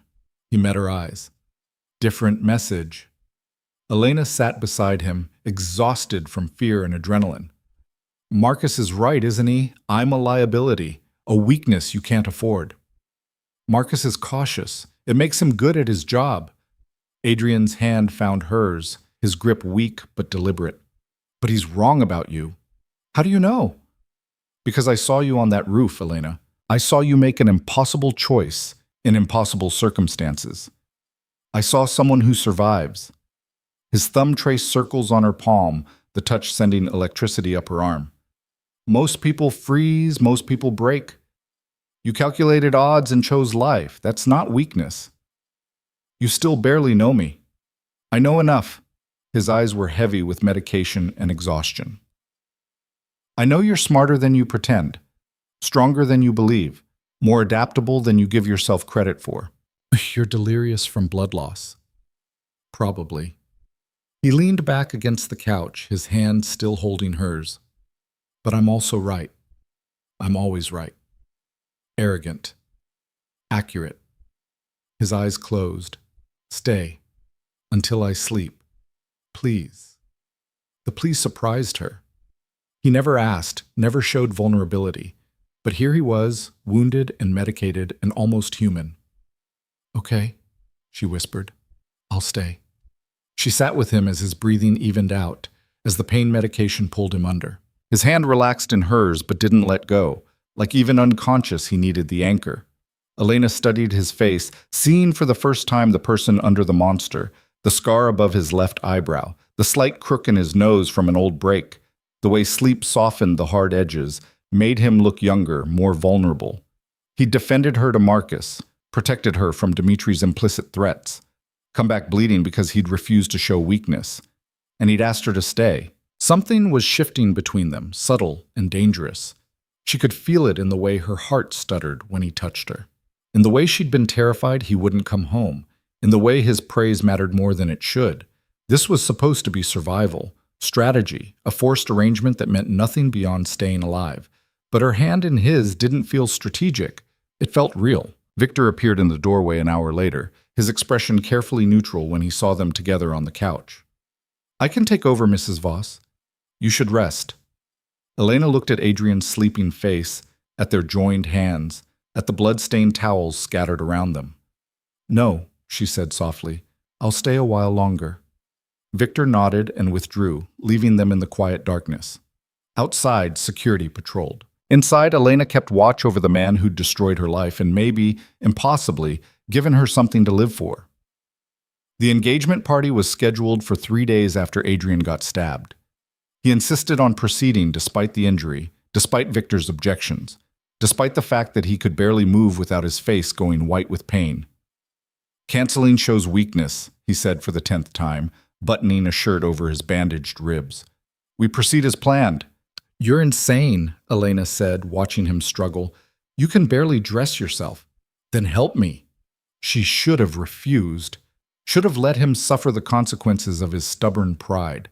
Instead, she found herself crossing the room, her fingers replacing his on the buttons, working them closed with practiced efficiency.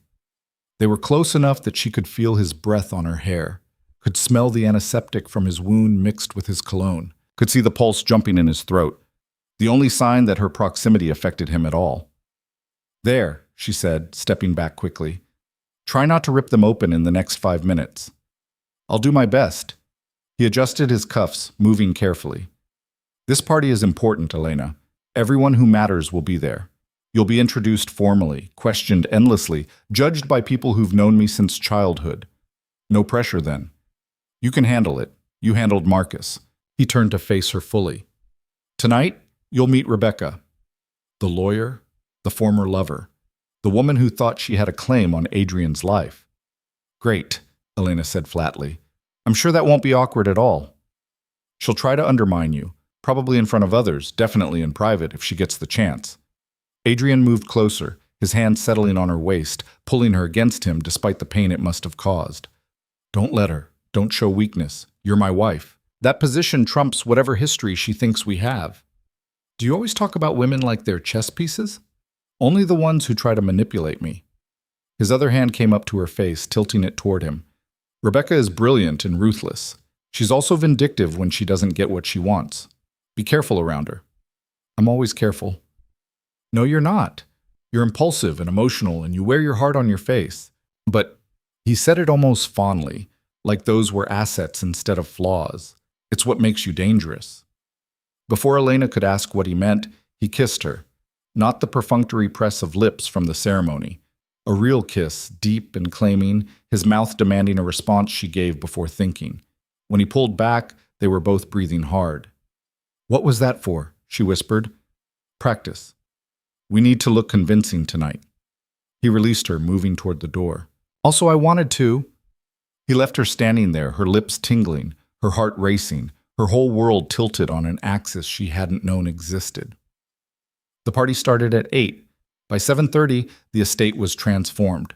Lights strung through the gardens, tables laden with enough food to feed a small army, waitstaff circulating with champagne and canapes.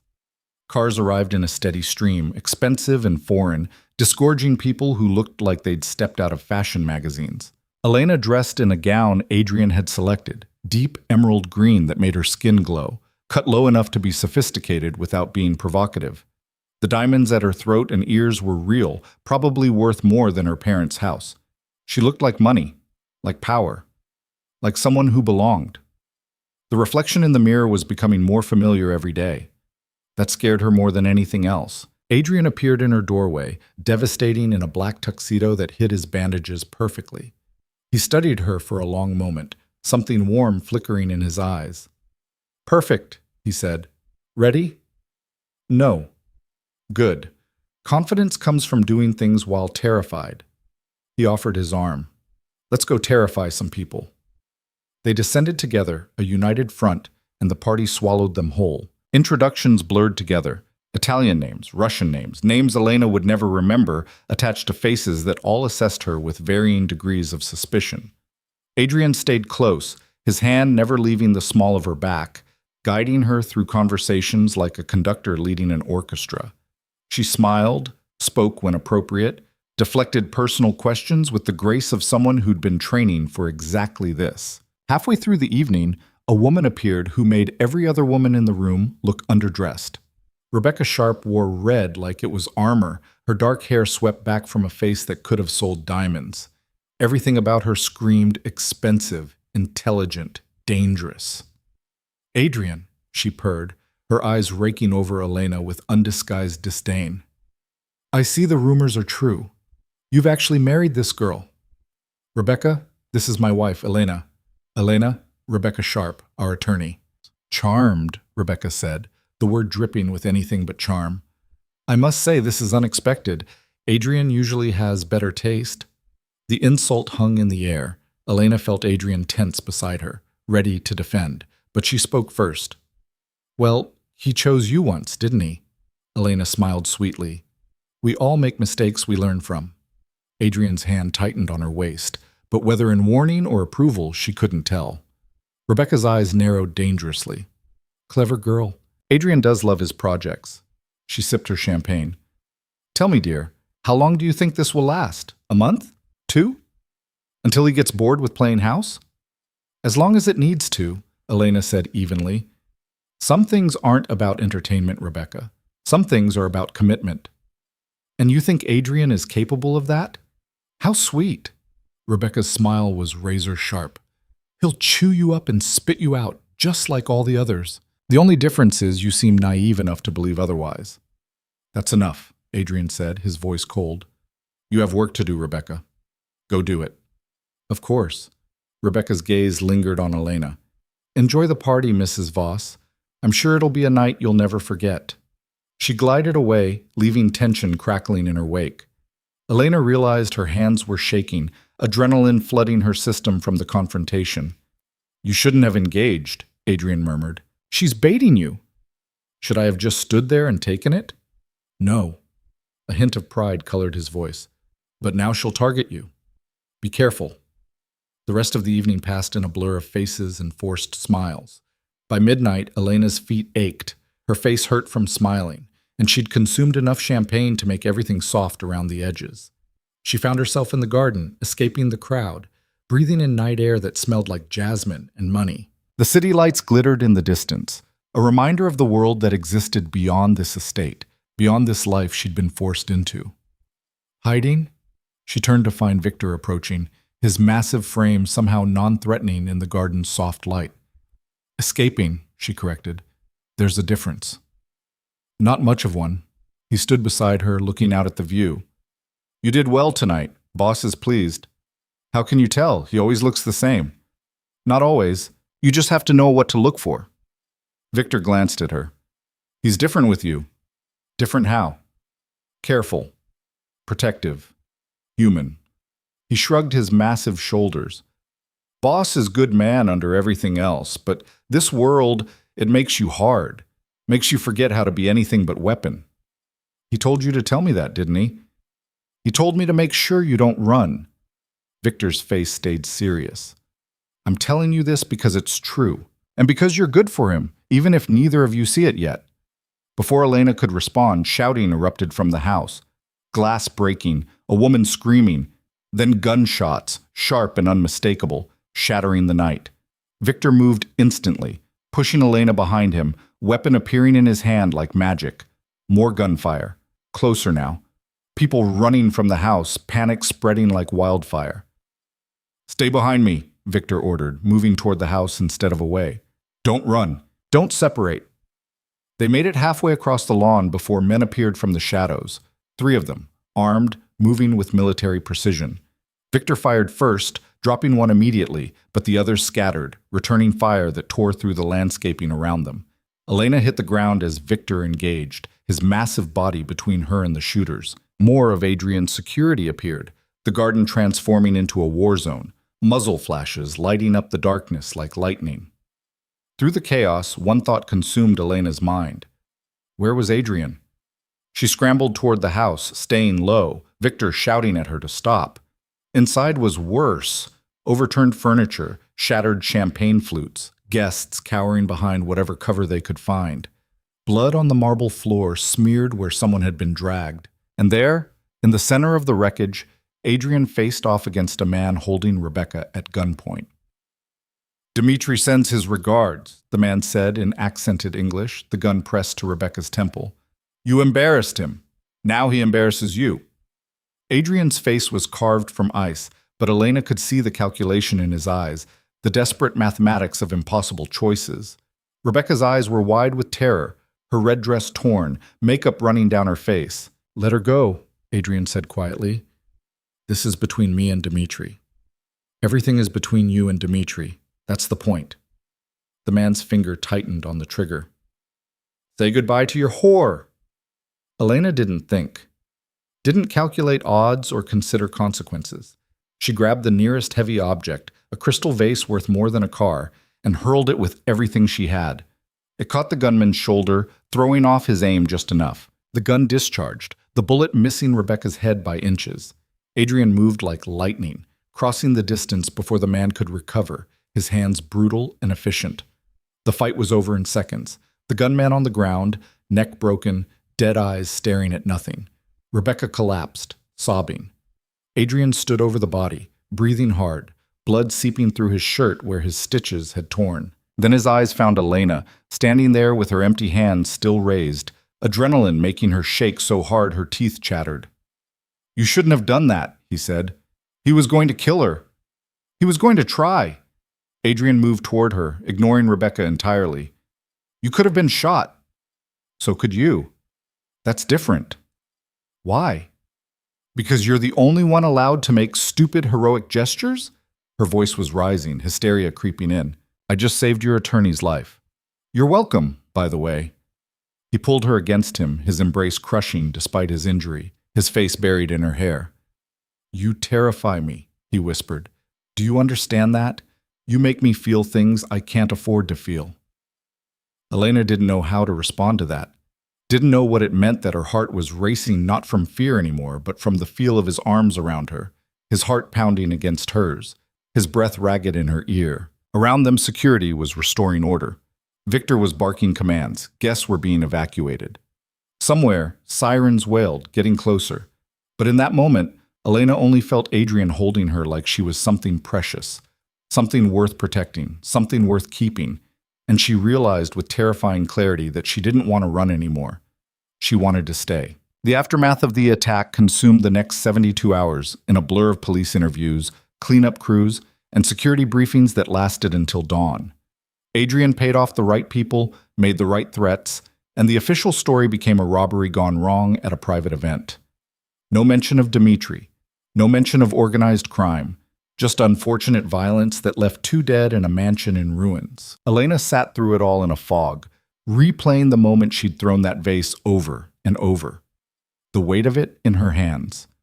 The arc through the air, the sickening crunch when Adrian had broken that man's neck. She'd saved Rebecca's life. She'd also crossed a line she couldn't uncross. You should eat something, Maria said, setting down a plate Elena wouldn't touch. You haven't eaten since the party. I'm not hungry. You need strength, Mrs. Voss. The next few weeks will be difficult. Difficult was an understatement. Adrian had disappeared into his office with Victor and Marcus, emerging only for terse conversations on encrypted phones. When he did appear, his face was granite, his movements careful around stitches that had torn and been resewn. He barely looked at Elena, barely spoke to her. Like the embrace in the wreckage had never happened. On the 3rd night, she'd had enough. She walked into his office without knocking, finding him at his desk surrounded by surveillance photos and reports. He looked up, exhaustion carved into every line of his face. We need to talk, she said. Not now, Elena. Yes, now. She closed the door behind her. You've been avoiding me for 3 days, since the attack. I've been busy dealing with the fallout from you deciding to play hero. His voice was flat. Dmitri thinks he can strike at me through my wife now. You made yourself a bigger target. I saved Rebecca's life. You put yourself in danger unnecessarily. He stood, wincing at the movement. Do you understand what would have happened if that man had shot you instead of missing? What Dmitri would have done with your body to humiliate me? So this is about your pride. This is about you being reckless. His control cracked, voice rising. You don't think, Elena. You just act. You throw yourself into situations without understanding the consequences. Like you did when you took me instead of killing me? She shot back. That was reckless too. Marcus said so. Everyone thinks marrying me was a mistake. They're wrong. Then why won't you look at me? Why have you been hiding in this office pretending I don't exist? Adrian was silent for a long moment, his jaw working. When he finally spoke, his voice was low and dangerous. Because when I held you after the attack, I wanted to kill everyone who'd put you in danger, everyone who'd made you afraid. I wanted to burn Dimitri's empire to the ground for threatening you. His eyes met hers, and for the first time she saw real emotion in them, anger, fear, something darker. That's not strategy, Elena. That's not calculation. That's weakness, and weakness gets people killed. Elena's breath caught. Caring about someone isn't weakness. In my world, it is. It's the biggest liability there is. He moved around the desk, stopping a few feet from her. I can't afford to care about you. Can't afford to see you as anything other than an asset I'm protecting. But you do. It wasn't a question. Yes. The admission seemed to cost him. And it's going to get one of us killed. Then maybe we should stop pretending this is just business. Elena stepped closer, closing the distance between them. Maybe we should acknowledge what this actually is. And what is it? I don't know. But it's real. And you feel it too. Adrian's hand came up to her face, his thumb tracing her cheekbone. You should run from me, Elena. Should find a way to escape, disappear, go back to being nobody. That's the smart choice. I'm tired of being smart. I'm tired of being nobody. She covered his hand with hers. And I'm tired of pretending I want to leave. You don't know what you're saying, don't I? You dragged me into your world, Adrian. You made me your wife, taught me to survive, gave me purpose. You don't get to decide now that I should run just because it's convenient. It's not about convenience, it's about keeping you alive. Then keep me alive, but stop pushing me away. He kissed her then, rough and desperate, his hands tangling in her hair. Elena kissed him back with equal intensity, months of tension and fear and attraction finally finding release. When they broke apart, both breathing hard, his forehead rested against hers. "This is a mistake," he whispered. "Probably." She pulled him closer. "Make it anyway." They barely made it to the couch in his office, clothes shed carelessly, urgency overtaking everything else. Adrian was careful with his injury, but there was nothing careful about the way he touched her, the way he claimed her mouth and her skin and everything she was willing to give. Afterwards, they lay tangled together, his fingers tracing patterns on her bare shoulder, her head on his chest listening to his heartbeat slow. "What happens now?" she asked quietly. "Now we deal with Dmitri and the others who think your weakness they can exploit." His arm tightened around her. "We show them you're not." "How?"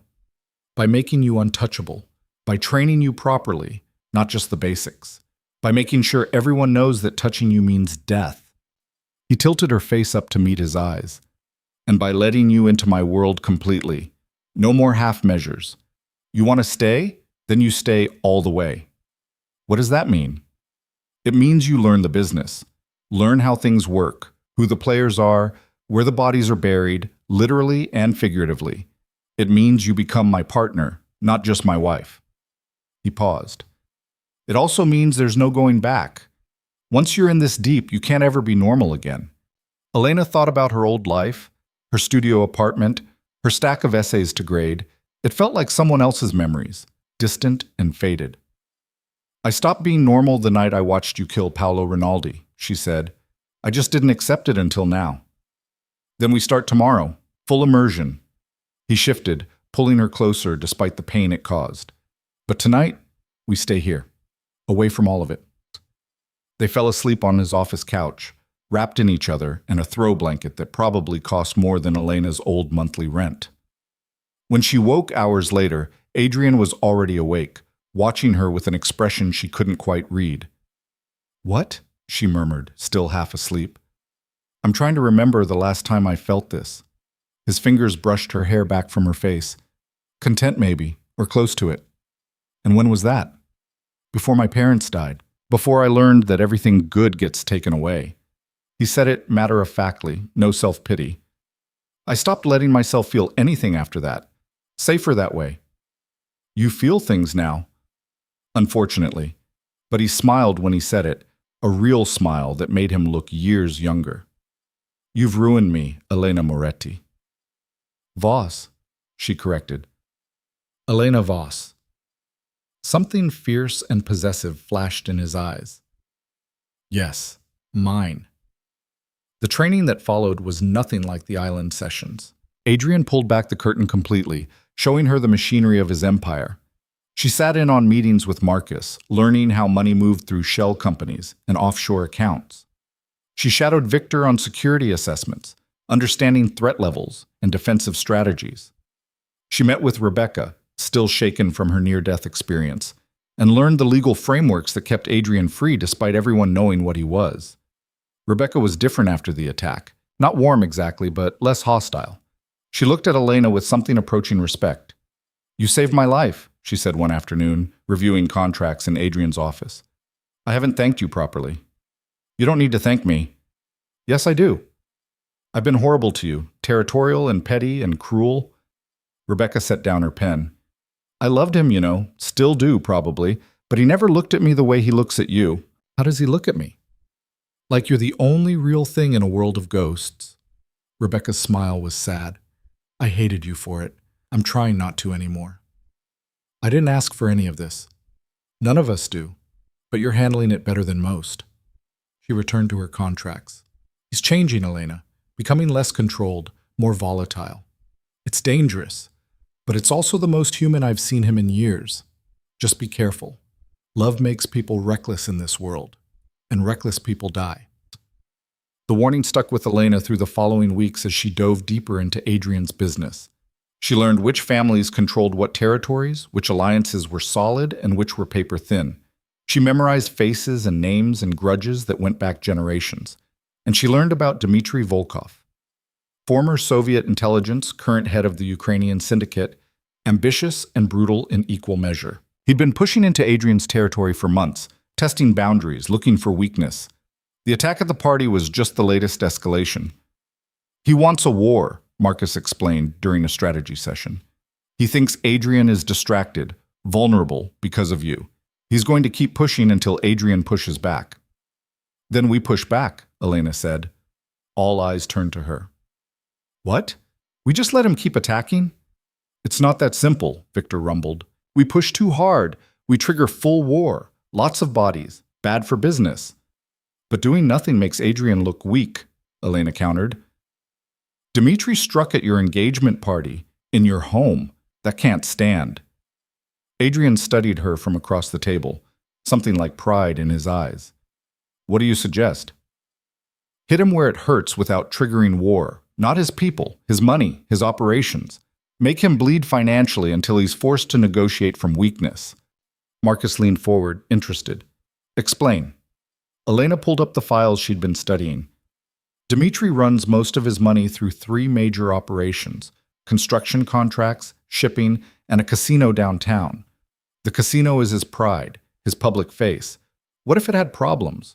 Fire code violations? Health department issues? Sudden IRS audits? We don't have that kind of reach with regulatory agencies, Rebecca said. But we have Marcus, who knows every corrupt official in the city. Elena looked at their financial advisor. You could make it happen. Tie up his operation in red tape, cost him millions in lost revenue. Death by 1,000 cuts. Silence. Then Adrian smiled, dangerous and pleased. Do it. All of it. I want Dmitry's casino bleeding money within a week. Marcus nodded, already making notes. Rebecca pulled out her phone to start coordinating. Victor grunted approval, and Elena felt a shift inside herself. Another line crossed, another piece of her old self slipping away. She was strategizing attacks on criminal enterprises like it was normal, like this was who she'd always been. Maybe it was. Maybe the scared teacher had been the mask, and this woman who could plan revenge without flinching was who she'd been meant to become all along. Over the next 3 weeks, Dmitry's casino hemorrhaged money. Inspections found violations that required expensive renovations. The IRS discovered discrepancies that froze accounts. Key staff mysteriously quit or were poached by competitors. By the end of the month, the place was barely operating. Dmitry's pride reduced to a failing business that made him look incompetent. The response came on a Tuesday. Elena was in the library reviewing shipping manifests, learning to spot which containers held legitimate goods and which held weapons or drugs. When Victor appeared in the doorway, his face grim. We have a problem. Adrian was in his office within minutes, the laptop Victor had brought showing security footage from earlier that day. A black van parked outside a coffee shop. A woman getting coffee, laughing with the barista. Then men in ski masks grabbing her, throwing her in the van, speeding away. Elena's blood went cold. Who is she? Maya Petrov, Dmitry's niece. Adrian's voice was flat. 23, college student, civilian. No involvement in the business. He thinks we took her. Of course he does. We've been destroying his operations. Now someone grabs his favorite niece. He'll assume it's retaliation. Adrian ran a hand through his hair. Which means he'll retaliate. Probably by taking someone I care about. His eyes met Elena's, and the implication was clear. We need to find her first, Marcus said, already on his phone. Prove we didn't take her. And figure out who did, Rebecca added. This could be a third party trying to start a war between you and Dmitry. Or Dmitry staged it himself to justify escalation. Victor crossed his arms. Either way, we move. Now. The next 12 hours were chaos. Every contact was called, every favor cashed in, every source of information tapped. Adrian's network spread across the city like a web, gathering pieces of data that slowly formed a picture. Maya Petrov had been grabbed by professionals. Not Dmitri's people staging theater, real kidnappers with military training. The van was found abandoned in a warehouse district. Blood inside, but not much. She was alive, probably. And then the ransom demand came, not for money, for territory. 5 blocks of prime downtown real estate that Adrian controlled, handed over to a shell company. In exchange, Maya would be released unharmed. The Albanians, Marcus said when he saw the demand. This is Costa's play. He's been wanting that territory for years. So he grabs Dmitri's niece, makes it look like us, then offers to trade? Adrian's voice was ice. He gets the territory, and we get blamed. Dmitri comes after us. Costa picks up the pieces. It's clever, Rebecca admitted. If it works. It won't work. Adrian stood, his decision made. We find Maya, we return her to Dmitri ourselves, and we give him Costa's head as an apology for the misunderstanding. That's insane, Marcus said. Going after the Albanians starts a different war. Then we finish it quickly. Adrian looked at Victor. Get our best people. We move tonight. I'm coming with you, Elena said. Everyone turned to stare at her. Adrian's expression was immediate and absolute. Absolutely not. Yes, you need someone who can talk to Maya if we find her. Someone who isn't a massive, terrifying man with guns. She'll be traumatized, scared. She needs a woman's voice telling her she's safe. Elena has a point, Rebecca said reluctantly. Maya knows your reputation, Adrian. She sees you. She might think you're there to kill her. A woman might calm her. No, Adrian's voice was final. It's too dangerous. Everything's dangerous. You've said so yourself. Elena stood, meeting his glare with her own determination. I've been training for weeks. I know how to handle myself, and you need me for this. What I need is for you to be safe at home, where Dmitri can't grab you in retaliation. Dmitri's people will be out looking for his niece, not watching your house. I'm safer with you than anywhere else.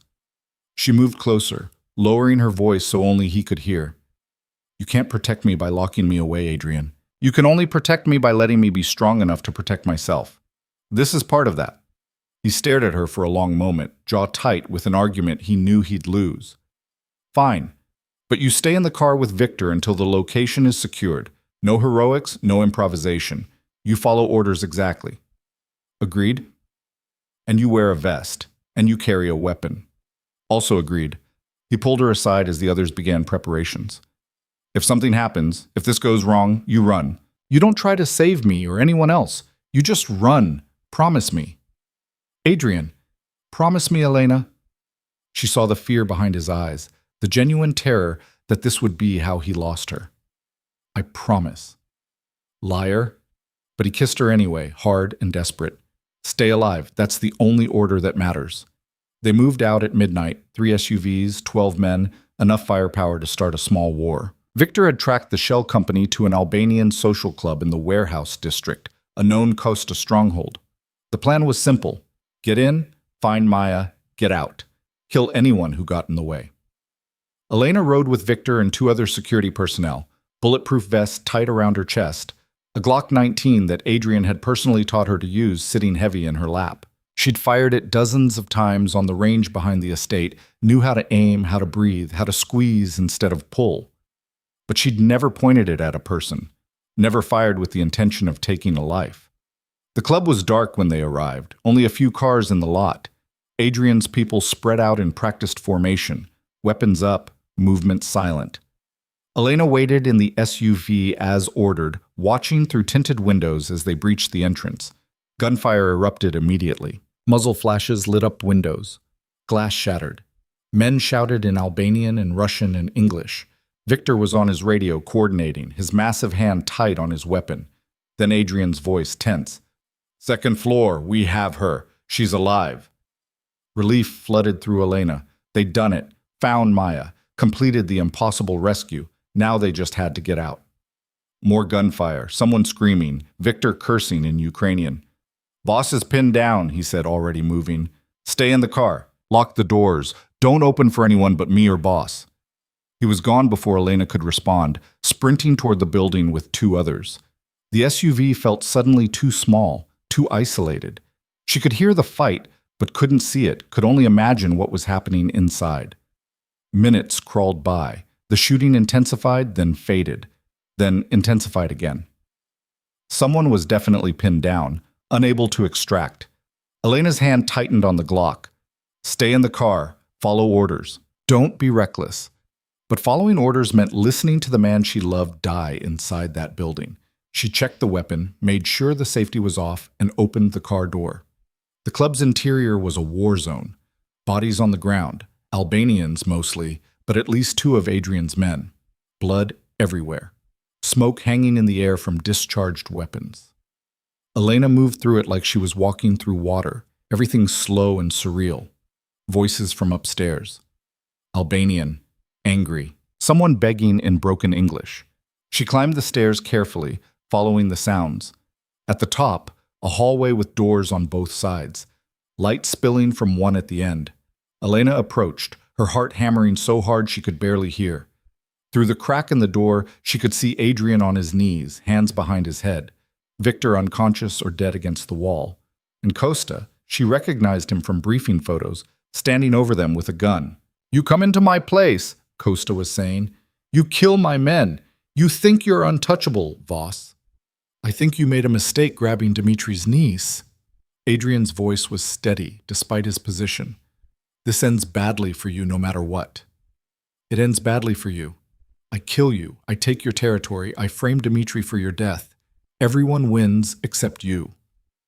Maya was in the corner, zip-tied and sobbing. She couldn't have been much younger than Elena, blonde and terrified and clearly traumatized. Costa raised his gun, pressing it to Adrian's head. Elena didn't think, didn't calculate, just stepped through the door and fired. The shot went wide. Her hands were shaking too badly for precision, but it was close enough that Costa ducked, his own shot missing Adrian's head by inches. Adrian moved instantly, tackling Costa, the 2 men crashing into furniture. Elena ran to Maya, pulling out the knife Adrian had given her, cutting through the zip ties. "It's okay. You're okay. We're getting you out." "Who are you?" Maya gasped. "Someone who's really tired of people hurting the people I care about." Adrian and Costa were still fighting, brutal and vicious, both bleeding. Victor stirred, groaning, starting to push himself up. Elena pulled Maya toward the door, weapon up, covering their exit. Behind them, a sickening crack, a body hitting the floor. Elena turned to see Adrian standing over Costa's corpse, breathing hard, blood streaming from a cut above his eye. His gaze found hers across the room, and for a second everything else disappeared. "I told you to stay in the car," he said, "and I told you I'd promise to run." She smiled shakily. "I lied." "I know." He moved toward her, stepping over Costa's body without looking down. "We need to move. Now. His people will have called for backup." They extracted quickly, dragging Victor between 2 men, Maya sobbing as Elena kept an arm around her. The SUVs peeled out as more Albanians arrived, gunfire chasing them into the night. In the back seat, Elena held Maya as the girl shook with shock and relief. Adrian was on the phone already, calling Dimitri, arranging a meeting to return his niece and explain what had happened. "You saved her," Maya whispered. "You saved me. Why?" "Because it was the right thing to do." Elena met Adrian's eyes in the rearview mirror. "And because I'm tired of being the kind of person who doesn't fight back." Dimitri met them at a neutral location, a parking garage, armed men on both sides, enough tension to detonate with the wrong word. But when he saw Maya alive and relatively unharmed, something in his granite face cracked. He pulled her into a crushing embrace, murmuring in Ukrainian, inspecting her for injuries. Then he turned to Adrian, his expression unreadable. "Costa?" he asked. "Dead. His entire operation will collapse within days. The territory he wanted is yours if you want it, compensation for your niece's trauma." Dimitri considered this, his hand still on Maya's shoulder. "You could have let her die, used it to weaken me." "I could have, but that's not how I operate." Adrian gestured to Elena. "My wife convinced me that some things matter more than strategy. Family, for instance." Dimitri's gaze shifted to Elena, assessing her with new interest. "This is the woman everyone says is your weakness?" She just helped rescue your niece, Adrian said evenly. Does she seem weak to you? A long pause. Then Dmitri smiled, cold but genuine. No, she seems like someone who understands what matters. He offered his hand to Adrian. We have peace for now. What you did tonight, returning Maya, eliminating Costa, that bought you consideration. Don't waste it. I won't. They shook. A truce forged in blood and pragmatism. As Dmitri led Maya away, the girl looked back at Elena and mouthed two words. Thank you. The drive home was quiet. Victor was being treated for his concussion. The other injured were at safe houses with doctors who didn't ask questions. And Elena sat beside Adrian in the back of the SUV, still wearing a blood-splattered vest, still holding a weapon she'd fired at another human being. You could have died, Adrian said finally. So could you. That's different. I've been dying for years. He stopped, struggling with words. You have so much life left. So many choices. I can't stand the thought of you throwing it away on something like this. It's my choice to throw away. My life to risk. She took his hand. You don't get to protect me from myself, Adrian. You can only stand beside me while I make my own mistakes. Even if those mistakes get you killed? Even then, she leaned against his shoulder, exhaustion finally catching up. I'm all in. I told you that. This is what all in looks like. He pulled her closer, his arms tightening around her. Then we're both insane. Probably. She closed her eyes. But at least we're insane together. When they arrived home, dawn was breaking over the estate.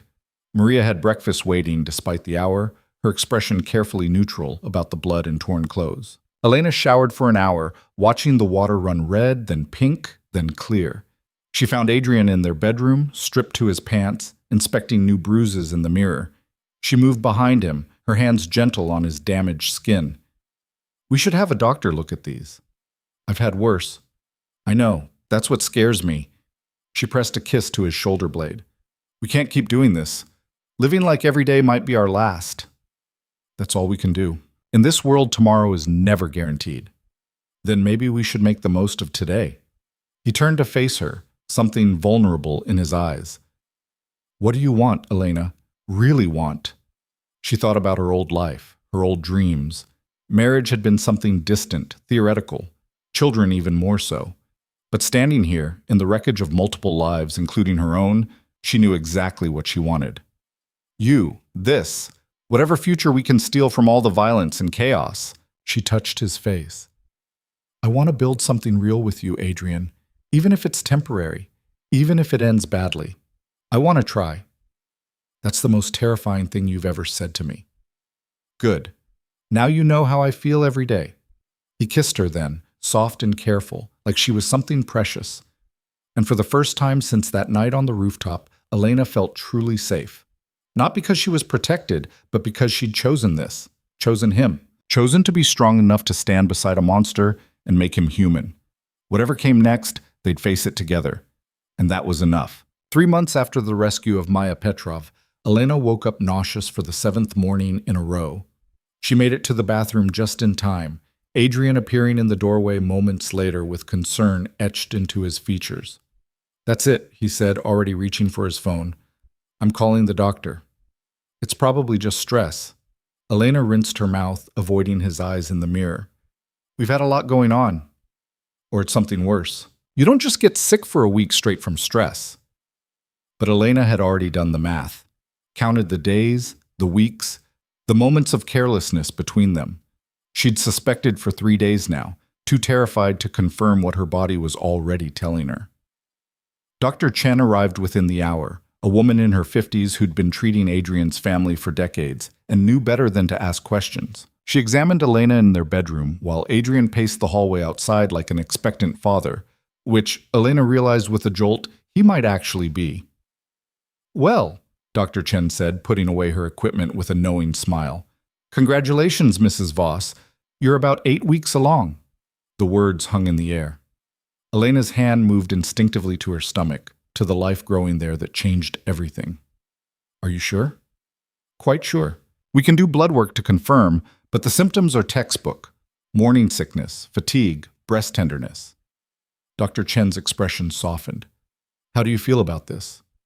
Terrified, Elena admitted. We didn't plan this.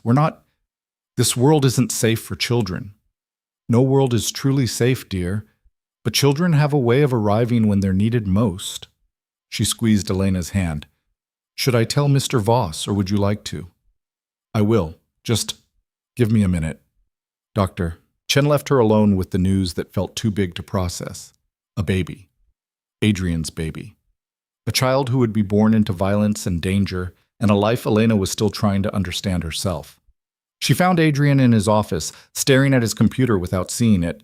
He looked up when she entered, reading her face instantly. What did she say? Elena closed the door, leaned against it, and took a breath that shook. I'm pregnant. The silence that followed was deafening.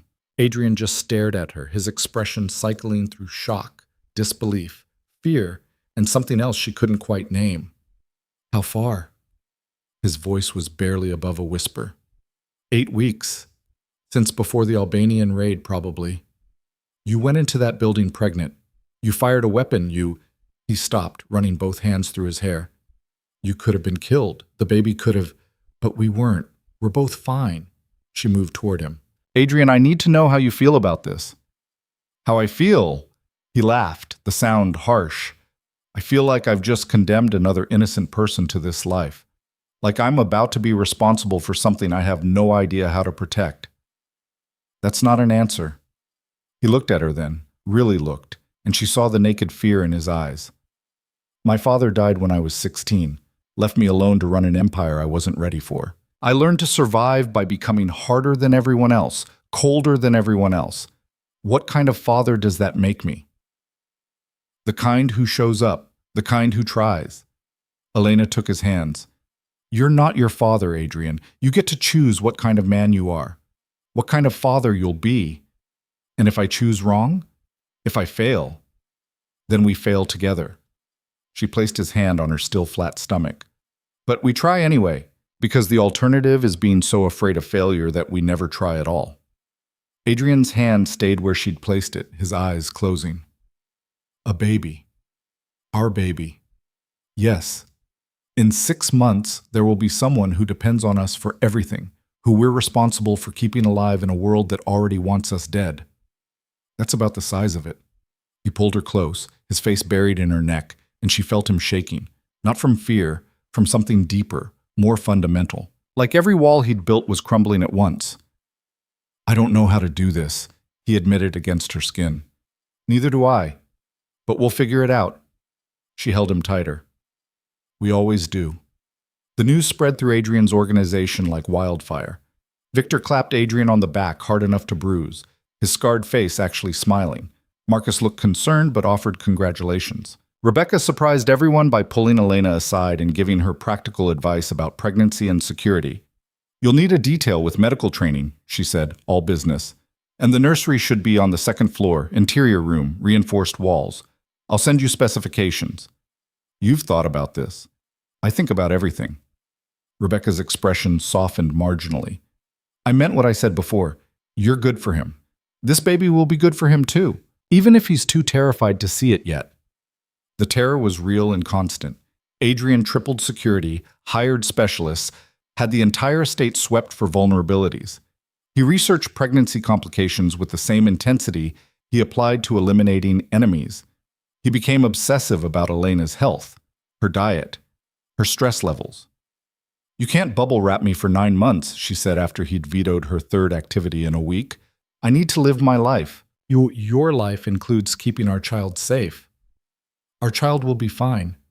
Women have been having babies in far worse conditions than a mansion with armed guards. Not my child, not my wife. His hand settled on her growing belly. She was 4 months now, just starting to show. I can't lose you, either of you. You won't. I'm strong, remember? You trained me to survive. I trained you to survive enemies, not childbirth, not complications, not all the things that could go wrong that I can't control. His voice cracked slightly. I need you to understand. I've lost everyone I've ever cared about. My parents, people I trusted, anyone who got too close. If I lose you, you won't. She cupped his face, forcing him to meet her eyes. I'm not going anywhere. We're both here, we're both fighting, and we're both staying alive. That's the choice we make every day. But choice only went so far. 2 weeks later, Elena was reviewing shipment schedules with Marcus when the cramps started. Sharp, immediate, wrong. She tried to ignore them, but they intensified, and when she stood up, blood. The next hours blurred together, Dr. Chen rushing to the estate, Adrian white-faced and silent, holding Elena's hand so tight it hurt. Examinations, ultrasounds, medical jargon that boiled down to one terrible possibility. She might be losing the baby. Threatened miscarriage, doctor, Chen explained gently. It's not uncommon, especially with the stress you've been under. We need complete bed rest, no activity, constant monitoring. But the baby, Elena couldn't finish the sentence, still has a heartbeat, still has a chance, but the next 72 hours are critical. Adrian didn't leave her side for 3 days. He worked from a laptop beside her bed, took calls in the hallway where she could still see him, slept in a chair next to her when exhaustion finally won. Victor brought food. Maria changed sheets. Marcus ran the business from the office downstairs. And Elena lay there, terrified and helpless, feeling her body betray her in ways no enemy ever could. On the third night, as she drifted in and out of medicated sleep, she heard Adrian talking quietly on the phone in the corner of the room. I don't care what it costs. Find the best maternal fetal medicine specialist in the country and get them here. No, tomorrow isn't soon enough. Tonight. A pause. Because I'm not losing them, Victor. I've lost everyone else, not them. He hung up and returned to his chair beside her bed, taking her hand carefully. You should sleep, Elena murmured. Can't. Every time I close my eyes, I see... He stopped, jaw tight. I see what my life looks like without you in it, and it's not a life I want to live. I'm not going anywhere. You don't know that. Nobody knows that. He pressed her hand to his face. I've made a lot of mistakes, Elena. Hurt a lot of people. But loving you isn't one of them. Wanting this family isn't one of them. And if I lose you because I brought you into my world, stop. She shifted, ignoring the protest from her body. You didn't bring me here. I chose to stay. I chose you, chose this life, chose to fight for it. Whatever happens, it's not your fault. How can you say that? Everything that's happened to you is because of me. And everything good that's happened is also because of you. She touched his face. You gave me purpose when I had none. You made me strong when I was weak. You loved me when I didn't know I needed to be loved. Don't you dare apologize for that. He kissed her palm, his eyes closing. I don't know how to be a father. Don't know how to be a husband. I'm making this up as I go. So am I. That's what everyone does. She smiled weakly. Besides, you're doing better than you think. You haven't shot anyone in my hospital room yet. The night is young. The specialist arrived at midnight, a doctor from Johns Hopkins who Adrian had literally flown across the country. More tests, more examinations, more waiting that felt like dying slowly. Finally, at dawn on the 4th day, the bleeding stopped. The heartbeat remained strong. The specialist declared the immediate danger past, though Elena would need monitoring for the rest of the pregnancy. Your baby is a fighter, the doctor said. Like their parents, I'd imagine. Adrian collapsed into the chair like his strings had been cut, the fear that had kept him upright for 4 days finally releasing. Elena reached for him, and he came to her careful and gentle, pressing his face against her belly like he could will the baby to stay safe through sheer determination. I'm sorry, he whispered, for the stress, the danger, everything I've put you through. Don't be. This is our life, our choice. She ran her fingers through his hair. And I'd choose it again, every time. The pregnancy continued without further complications, though Adrian's paranoia only intensified. By month 6, Elena felt like she was living in a fortress designed by someone with severe anxiety. But she understood it. This was how he loved, fiercely, obsessively, with every ounce of control he could muster. The nursery Rebecca had designed was indeed on the 2nd floor interior room, with walls reinforced enough to survive an RPG. It was also beautiful, soft colors, expensive furniture, every safety feature available. Maria had knitted blankets, Victor had installed a security system that could probably run a small country. "This is insane," Elena said, looking at the monitoring equipment. "Our baby is going to have better security than most presidents." "Our baby is worth more than most presidents," Adrian replied, not seeing the problem.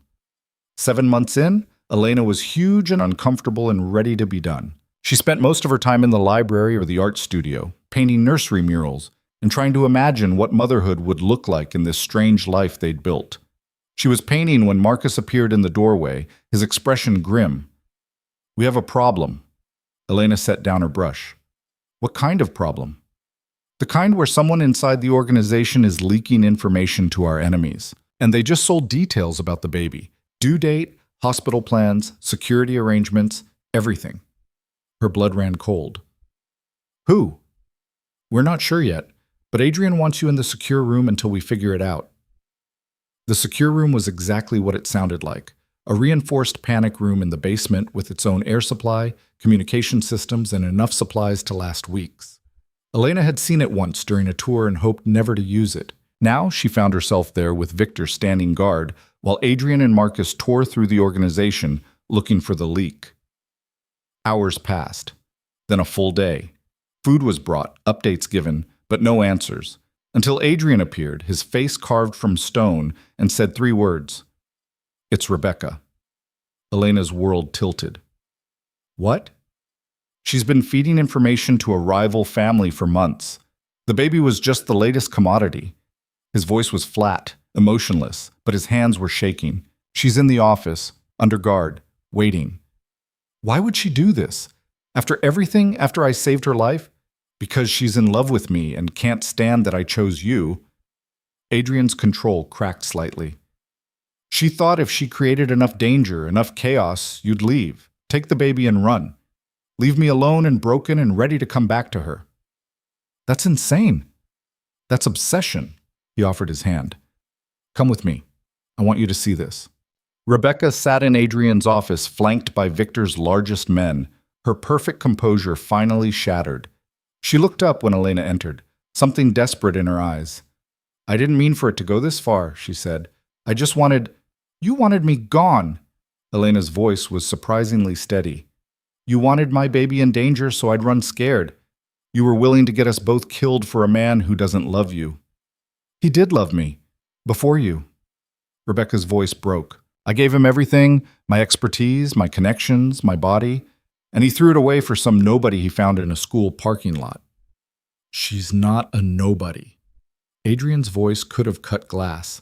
"She's my wife, the mother of my child, and you put them both at risk because you can't accept that I moved on. You could have had everything with me. Power, partnership, an empire. I have everything I want." Adrian moved beside Elena, his hand protective on her back. "And you just destroyed the only thing I'm willing to give you, mercy." Rebecca's face went white. "Adrian, please. You have 2 options. You leave the country tonight, disappear completely, and live out your life somewhere I never have to see your face again. Or you refuse, and I handle this the way I handle all betrayals." He pulled his gun, set it on the desk between them. "Choose quickly. My patience is gone." Elena watched Rebecca's calculation, saw the moment she realized there would be no negotiation, no second chance. She'd gambled on obsession and lost everything. "I'll go," Rebecca whispered. "Tonight. You'll never see me again. Victor will escort you to the airport. If you ever come back, if you ever contact anyone in my organization, if I even hear your name in passing, the mercy ends. Understood?" "Understood." They watched her leave, escorted by men who would make sure she got on a plane and stayed gone. When the door closed, Adrian sagged against the desk, the weight of another betrayal visible in his posture. "Everyone I trust eventually turns on me," he said quietly. "Maybe there's something fundamentally broken in my judgment. Or maybe some people can't handle not getting what they want." Elena moved to him, wrapping her arms around him from behind. "But I'm not going anywhere, Adrian. Not because of Rebecca, not because of danger, not for anything. You're stuck with me. Promise?" "I promise." 2 weeks later, at 39 weeks pregnant, Elena went into labor at 3 in the morning. The carefully planned hospital trip became chaos when contractions came fast and hard. too fast for the 40-minute drive to the secure facility Adrian had arranged. Doctor Chen arrived within 20 minutes, took one look at Elena's progression, and made the call. The baby was coming now, here, in the estate. The next hours were pain and pressure, and Adrian's hand in hers, his voice in her ear, telling her she was strong, she was brave, she could do this. Victor stood guard outside the door. Marcus coordinated security. Maria boiled water and brought towels like they were in some kind of historical drama.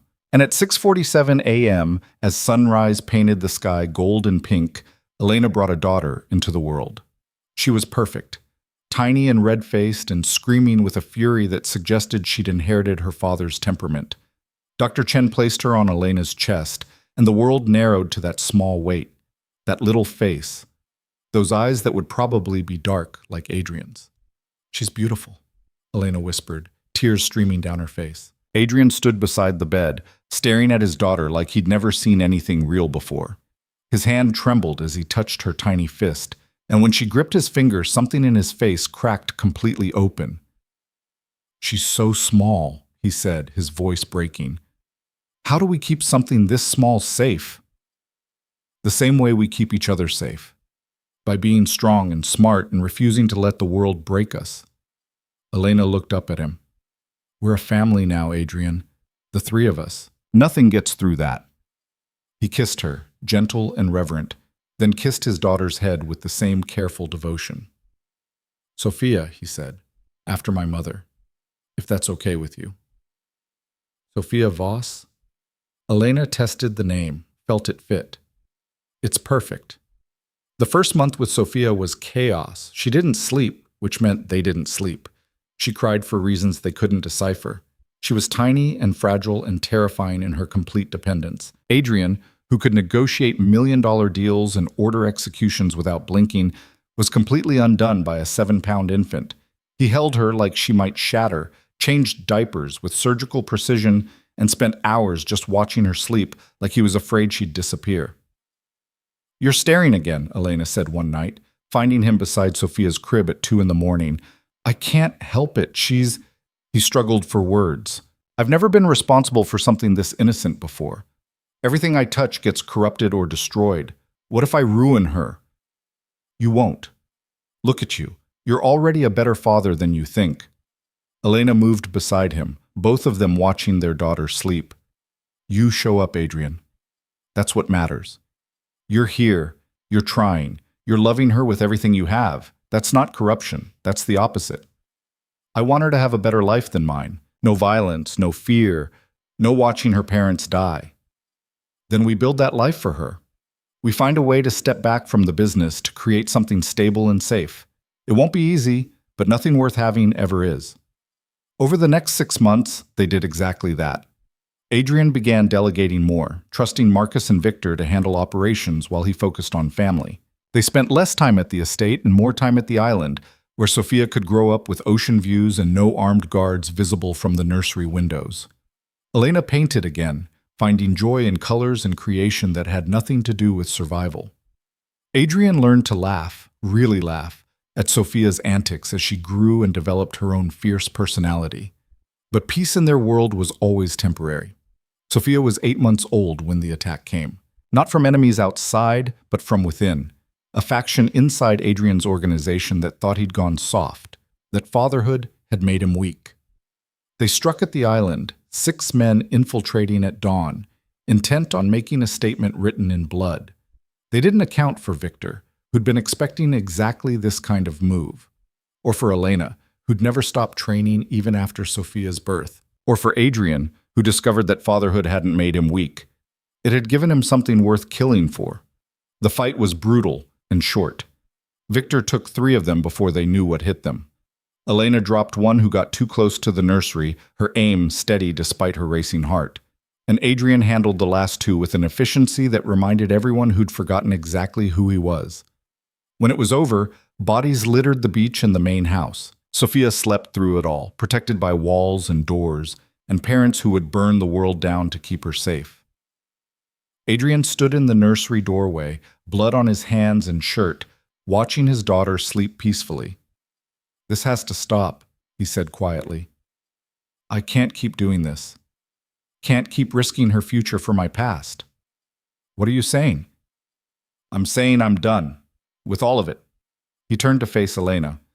I've been building this empire since I was 16. 20 years of violence and strategy and survival. But what's it all for if I can't keep my daughter safe? If I can't give her a normal life? There's no such thing as normal for people like us. Maybe not. But there's better than this. His jaw set with determination. I'm going to dismantle the organization, piece by piece, transfer operations to people I trust, liquidate assets, step back from everything. It'll take time, maybe years, but I'm done. Marcus will fight you on this.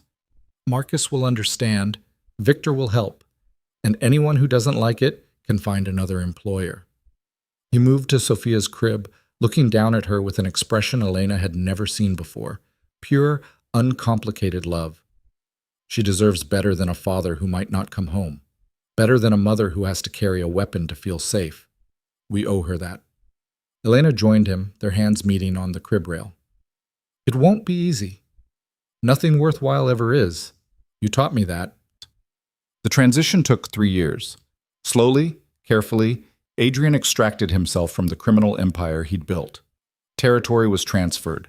Businesses were sold or legitimized. People who'd depended on his leadership found new structures or new bosses. There was resistance, fights, betrayals, attempts to drag him back in.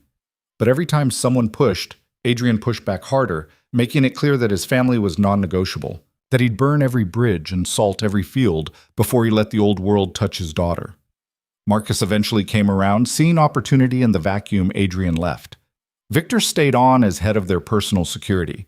Some habits were too ingrained to break. And Elena discovered she had a talent for the legitimate art world, opening a gallery that laundered nothing but showcased genuine talent. Sophia grew up knowing her father had a complicated past, but seeing every day how hard he worked to build something better. She was 3 when Adrian's last official ties to the organization were severed. 4 when they moved permanently to the island. 5 when Elena realized she hadn't looked over her shoulder in months. They weren't perfect. Adrian still had nightmares about the people he'd lost, the things he'd done. Elena still felt the phantom weight of a weapon in her hand sometimes. Their past was always there, a shadow that never quite disappeared. But they were free. And that freedom, bought with blood and sacrifice and impossible choices, was worth more than any empire. On Sophia's 6th birthday, they threw a party on the beach. Normal kids from the island, normal parents who didn't know or care about Adrian's history, normal games and cake and laughter. Elena watched her daughter run through the sand, fearless and happy, and felt Adrian's arm slide around her waist. Do you ever regret it? He asked quietly. That night in the parking lot, choosing to live instead of die? Elena thought about the woman she'd been. Broke, lonely, invisible. Thought about the woman she'd become, strong, loved, alive in ways she'd never imagined possible. Not for a second, she said. You? Marrying you was the best strategic decision I ever made. He smiled at her look. Also the only time I've ever let my heart make a choice instead of my head. And how did that work out? Better than I deserved. He pulled her closer, watching their daughter laugh with her friends. We did it, Elena. We survived. We built something real from nothing but violence and desperation. We won. We did. She leaned against him, feeling the solid warmth of him, the life they'd fought for. We really did. Because survival, Elena had learned, wasn't about avoiding danger or playing it safe. It was about making impossible choices and living with the consequences. It was about finding strength in the darkest moments and love in the most unexpected places. She'd witnessed an execution on a rain-soaked Friday night and thought her life was ending. Instead, it had just been beginning. Everything that came after, the fear, the violence, the transformation, had led her here, to this moment, to this family. Not everyone got happy endings, especially not people who started where they had, but they'd fought for theirs with everything they had, and that made it real in ways fairy tales could never be. Their daughter's laughter carried on the ocean breeze. The sun set over water that had witnessed their worst moments and their best. And Elena Voss, formerly Moretti, formerly nobody, stood beside the man who'd given her a choice between death and survival and helped her build a life worth choosing every single day. Some love stories started with flowers and romance. Theirs started with a bullet and a rooftop and a forced marriage. But in the end, it didn't matter how it started, only that they'd finished it together on their own terms, free. And that was everything.